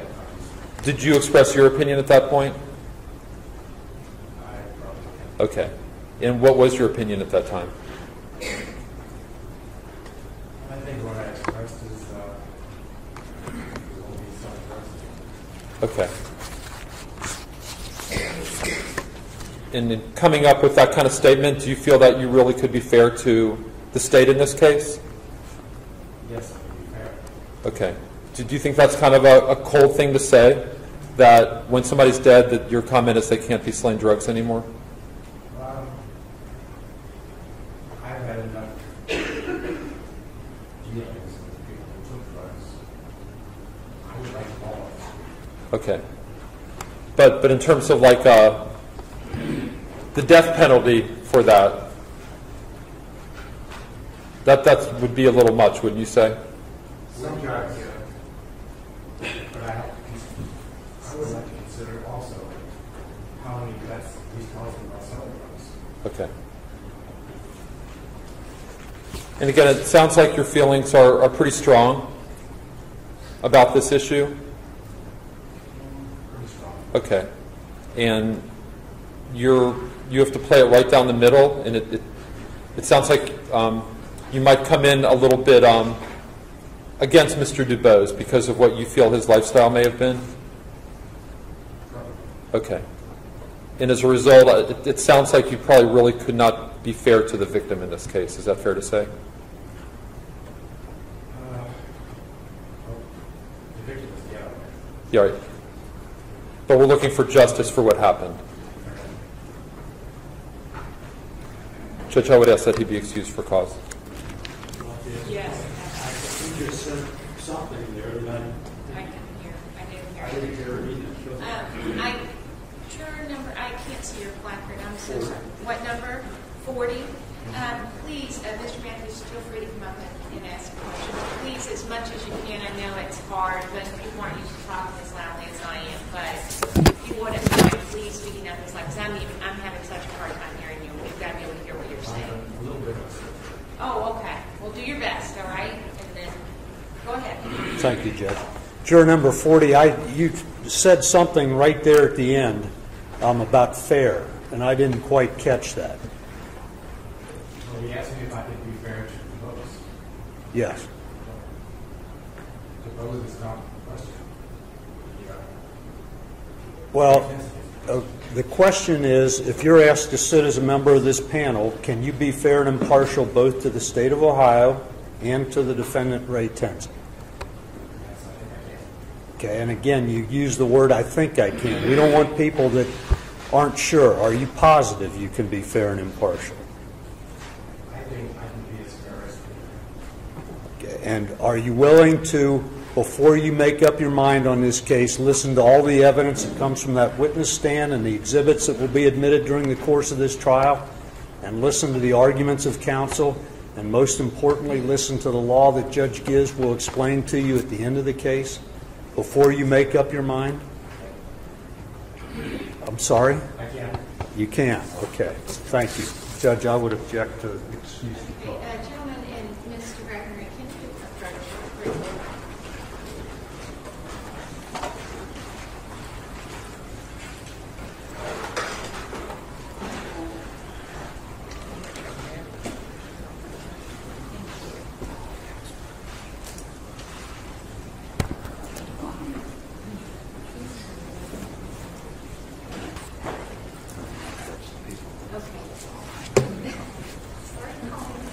When you're ready, you tell me.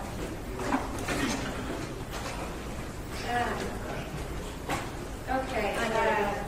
Juror number 40, you are thanked and excused at this time for cause. Do they just get released at this time? Yes. Okay. If they need anything, they're free to check out in our office. Okay. And if you need anything that is still down in the jury committee, the jury commissioner is taking over this morning for, I'm sorry, Mr. Matthews. I'd just like the record to reflect my objection. Yes, I thought I got it, and I apologize. And this is just for the record. Again, this is over Mr. Matthews' objection. Okay. Was there anyone else we had spoken of? We had spoken about anyone else that the prosecution or the defense may want to excuse for cause at this time, just so if there is anybody, we know they can be released and they would not have to come back tomorrow. Does the prosecution? Judge, so would be number 27. Okay, juror number 27. Do you, Mr. Judge, again, based on the responses to my questions, I think he indicated he could be fair and impartial, and I object to his excuse for cause. Okay, thank you. Juror number 27, you're excused for cause. you can do the same. You'll come out. You can go to the jury commissioner's room if you have anything left down there. If not, you're excused. And we thank you for your service. Okay, is there anyone else, Mr. Matthews or Mr. Teeter, No, Your Honor. in that group? Judge, I'd like to do some notes with the. Yeah, go ahead. Sir. Yes. The way this is going, I'm sure. Okay. Well, we'll just take a brief pause here, and you take your time. Sure.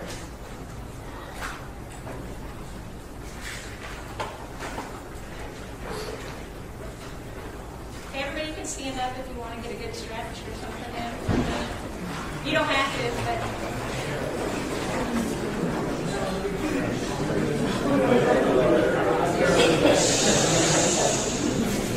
You still have to be quiet, though. It's like church.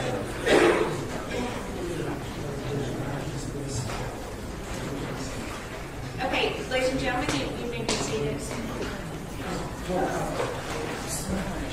Now, ladies and gentlemen, we're going back on the record, okay? Okay, Mr. Matthews.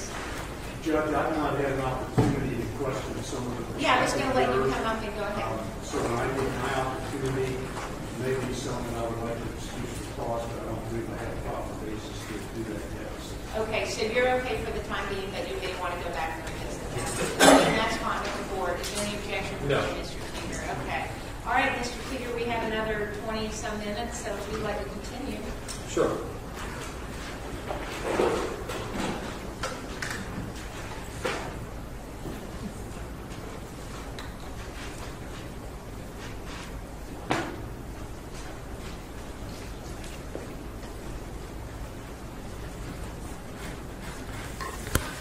See,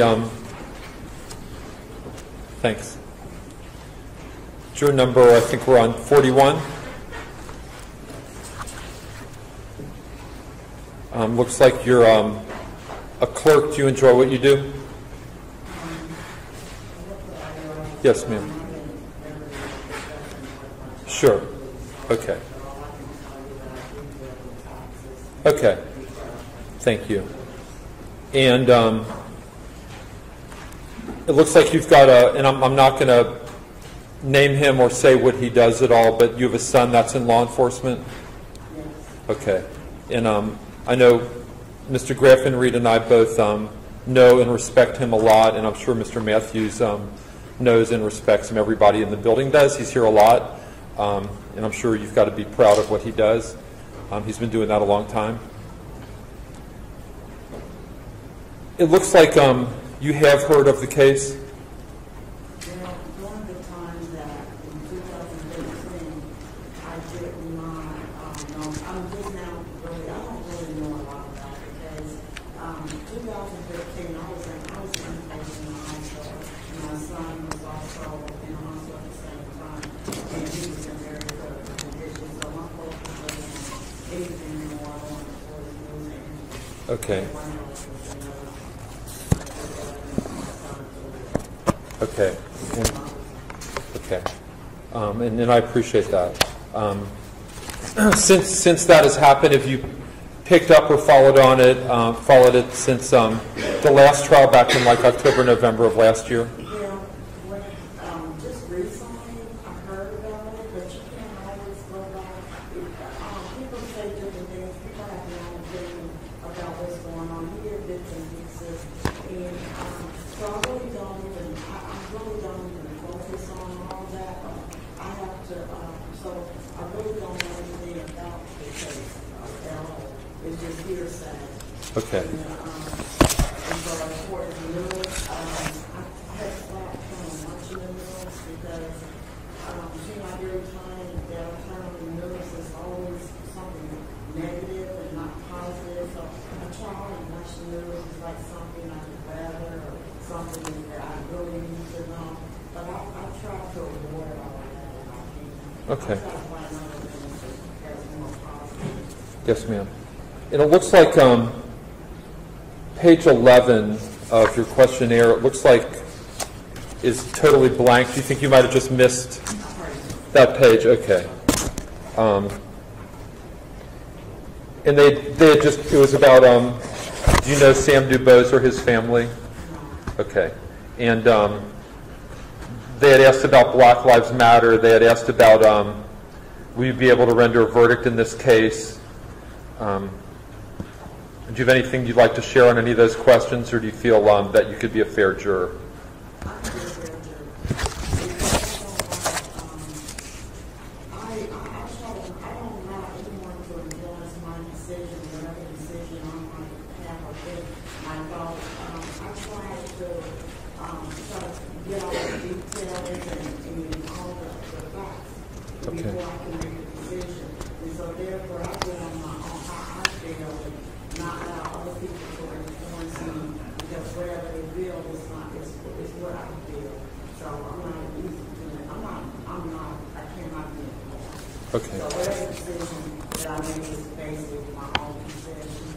One of the things that the judge will tell you at the conclusion of the case is that you've got to work with the other jurors, and they'll share their opinions with you. You share your opinions with them, and you try to come up with a common verdict or feeling. Do you think you can work with the other jurors?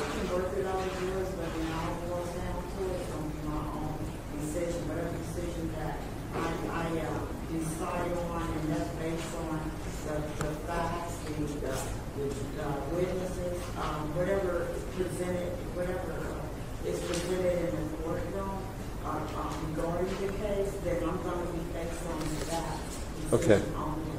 But I mean, I can work with the other jurors as far as, but it's still going to be my decision. I feel not what they do. Yes, ma'am. Did you have a concern about the media and how this would affect you if this is publicized at all in the community? I guess I just haven't really worried about it. Okay.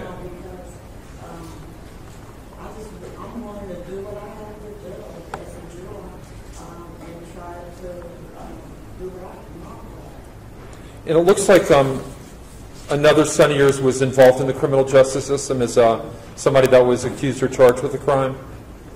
And did he go to the penitentiary? He didn't go to the penitentiary. He went to the justice center. He also did work things. That was been like about 5 years ago, something like that. Okay. What was the crime that he theft?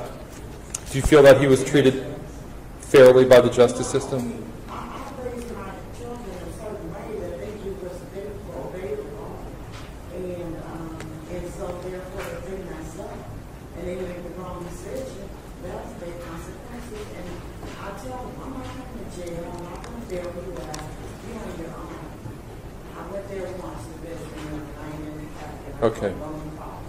So I think you had said you didn't desire to visit again. You went one time.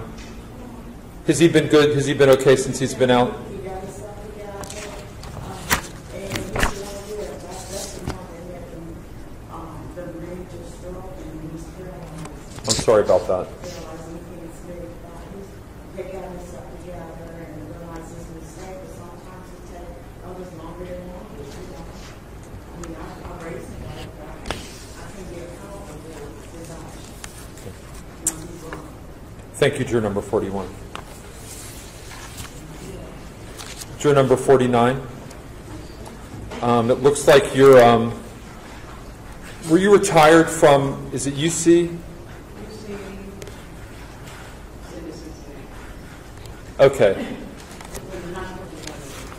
Okay, I'm sorry. When the University Hospital was on the city. Got you. It was called University Hospital? When I first started, it was called General Hospital. Okay, okay. It's always been in the same place? Yeah. Okay. Well, what type of work did you do at the hospital? I started out as a hospital aide and worked my way up to management and central stroke processing support. Okay. And how long were you with that hospital? 30 years. Okay. Congratulations. And it looks like you're part-time at a department store now? Yeah. Do you enjoy that? Sometimes. Okay. I answer the phone, that's why. Okay. And it looks like you felt, juror number 49, that police are selective in stops that involves blacks and low-income people. And tell me what your thoughts are on that. Well, I have 2 sons and 3 grandsons.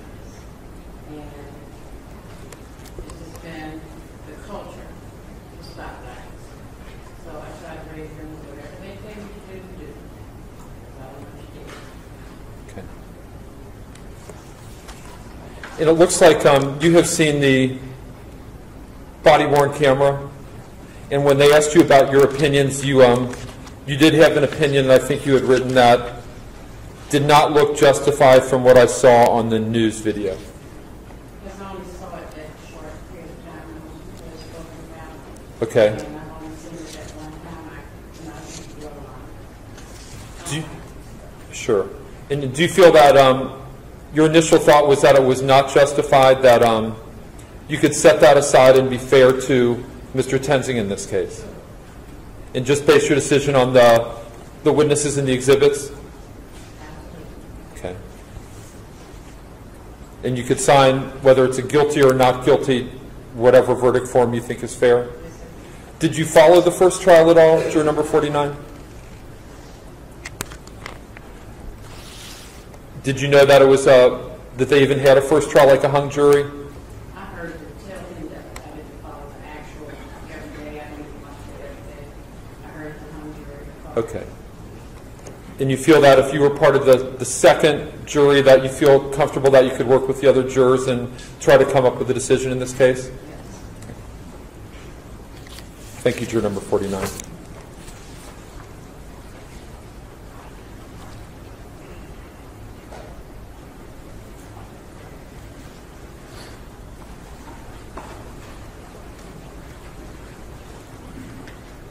See, juror number 50. And I think you had raised your hand before about the media. I just didn't want to address it now. Okay, and I feel pretty comfortable that it won't, but I can't promise you that. Okay. It looks like on page 8, when they had asked you about the shooting, whether it was justified, and you said that it was justified. I think there was errors on both parties. Okay.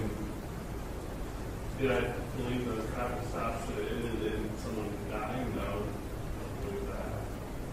But there was mistakes made on both sides. Okay. And would it be fair to say that you've had discussions with like friends and family about guilt or not being guilty or not guilty in this case? Okay. Have you ever, prior to being, before a couple weeks ago, talked to anybody and expressed an opinion on your thought on whether it was justified or not? Okay. I'm sure I discussed it, but whether or not it was guilty or not. When you wrote on the form that you felt that it was justified, tell me what you meant by that. Again, like I said, mistakes on both sides that I actually did not recall right at the day. I don't think that a simple traffic stop, I actually don't think it should have ended that way. But again, I also don't believe those should have, kind of drive away. Okay. Because I think you had put on your questionnaire that about the. He truly felt his life was threatened, and yes, I feel, that is justified. But I mean, I'm not in his shoes. I don't know what all happened up to that point in time. But if his life was really threatened, it should be justified. Okay. How are you going to try to figure out if he felt that his life really was threatened?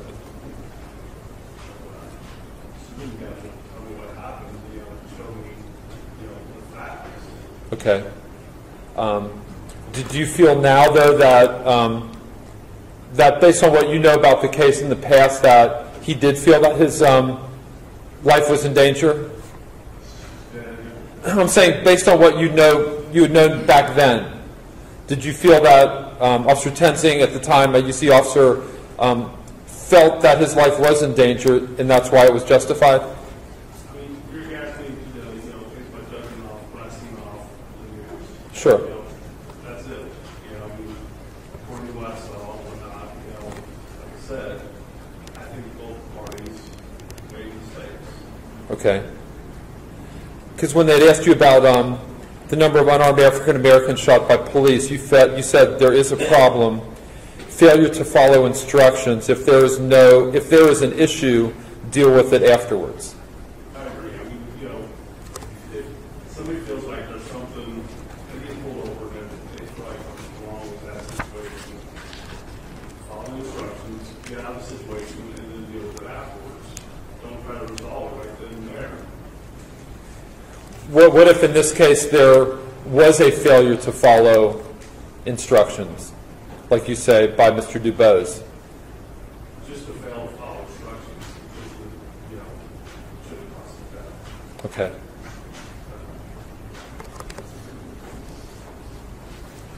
And on Black Lives Matter, do you recall what you wrote? I believe I said, I have no problem with, them protesting. I have a problem with them, rioting, destroying, people's lives, blocking roadways, disrupting, other individuals. Protest all you want, but just do it in a manner that doesn't disrupt every other one's lives. Okay.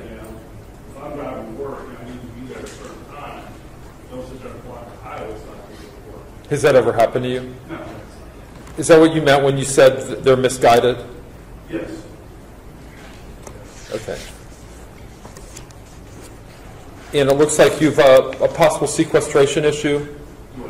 Well, staying overnight somewhere? As long as I know, ahead of time, cats. Okay. How many cats do you have? 3. Okay. And have you had a bad experience with officers at all? I had one, put down. It was not my duty officer, it was the off-duty officer that was, drunk and disorderly.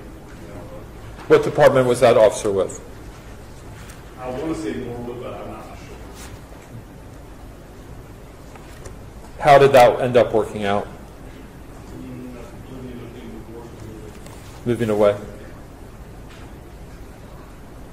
And sitting here today, you feel that you could be fair to Mr. Graffenried and myself in the state of Ohio?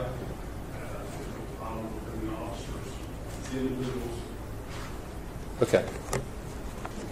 Thank you, juror number 50. Do you want me to keep going, Judge? Who's the next one? What's the number? Number 53. Before we go forward, can counsel approach?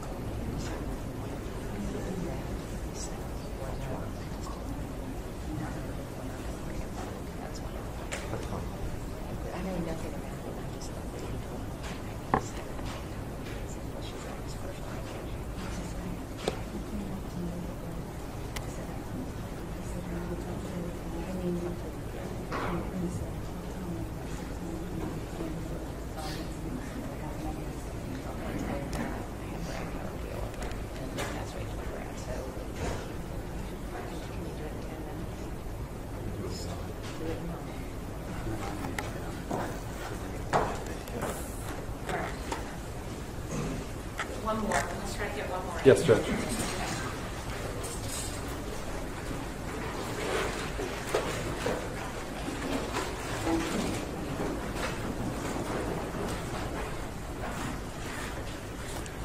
See juror number 53. How are you? I think you would come up and try to talk to the judge and let her know something about your language. Can you tell me about that a little bit?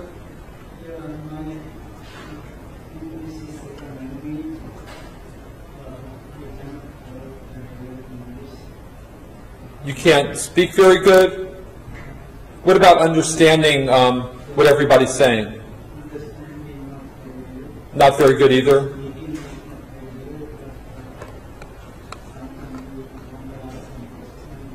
Say that again.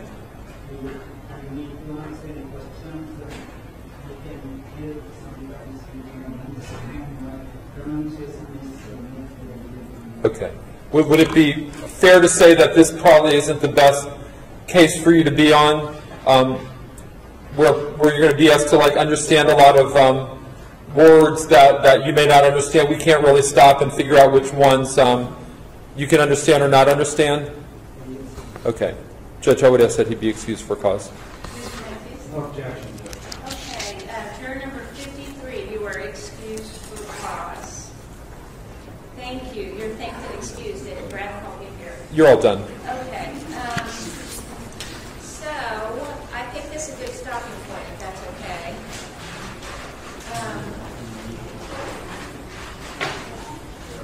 One more thing.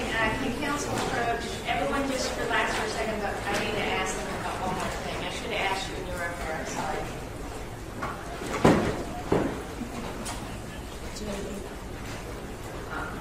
I don't think so unless I ask you.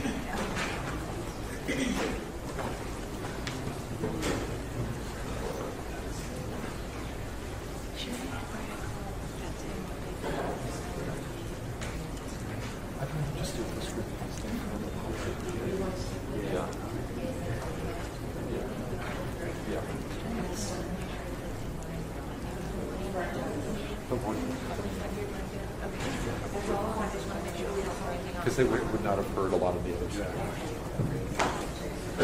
Okay, ladies and gentlemen, I'm going to ask you to do me a couple of favors between now and tomorrow. Keep your placard, because we still go by those numbers.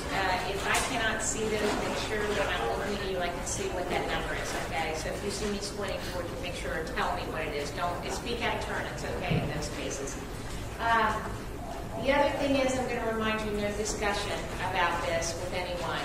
Please stay off the, stay away from electronics or whatever, anything that has to do with local news, social media, that kind of thing. I gave you all a great weekend. You got sunshine and you got no media, so you should have had a very enjoyable weekend, I hope. All right, I'm going to ask you to be here tomorrow morning around 9 a.m. Brad, where do you want? Should they go to my room? Should we discuss, I don't know how many people. The same group here. Just the same group? Yeah, just this group. I think it might be best to have them come. It's up to you. Come to your own room or come to room 468. That's downstairs. Let's do yours so you can get it organized, because I'm not sure what's going on up here with regard to trials in the other courtrooms. So. All right, so I'm going to have you change that. We're going to have you meet in room 468 tomorrow morning, 9 o'clock, 9:15 at the latest. I get here at 9:30, so I'll be ready to roll as soon as I walk in the door, okay? And we'll continue with voir dire, and with any luck, we will be able to get something together by tomorrow afternoon. I'm not sure. But bring your placards back. Take them off for now. Don't want you to walk around the courthouse with those things on. And please bring them back in the morning. You'll meet in room 468 again. You're welcome again to bring something to drink. Just make sure it's covered. Dress comfortably. You're not going to offend anybody. You're sitting here for long periods of time, so don't feel like you have to come in a coat and tie. The attorneys, of course, do, but you guys are off the hook. So the other thing, you can bring food if you like. I'm sure if we're still rolling, we may bring in lunch tomorrow, but it's probably going to be something along the lines of pizza, and you may be sick of that by now. Because I'm sure after a few days of that, you may be. So feel free to bring something, and we'll find somewhere fridge to put it in for you. All right, ladies and gentlemen, have a good evening. Thank you for your service. We appreciate it.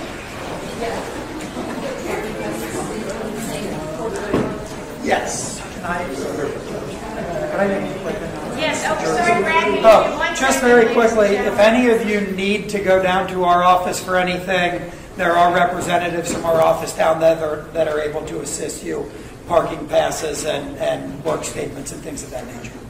Thank you. Well, Friday won't be as bad. I don't know. Okay, thanks. I'm sorry.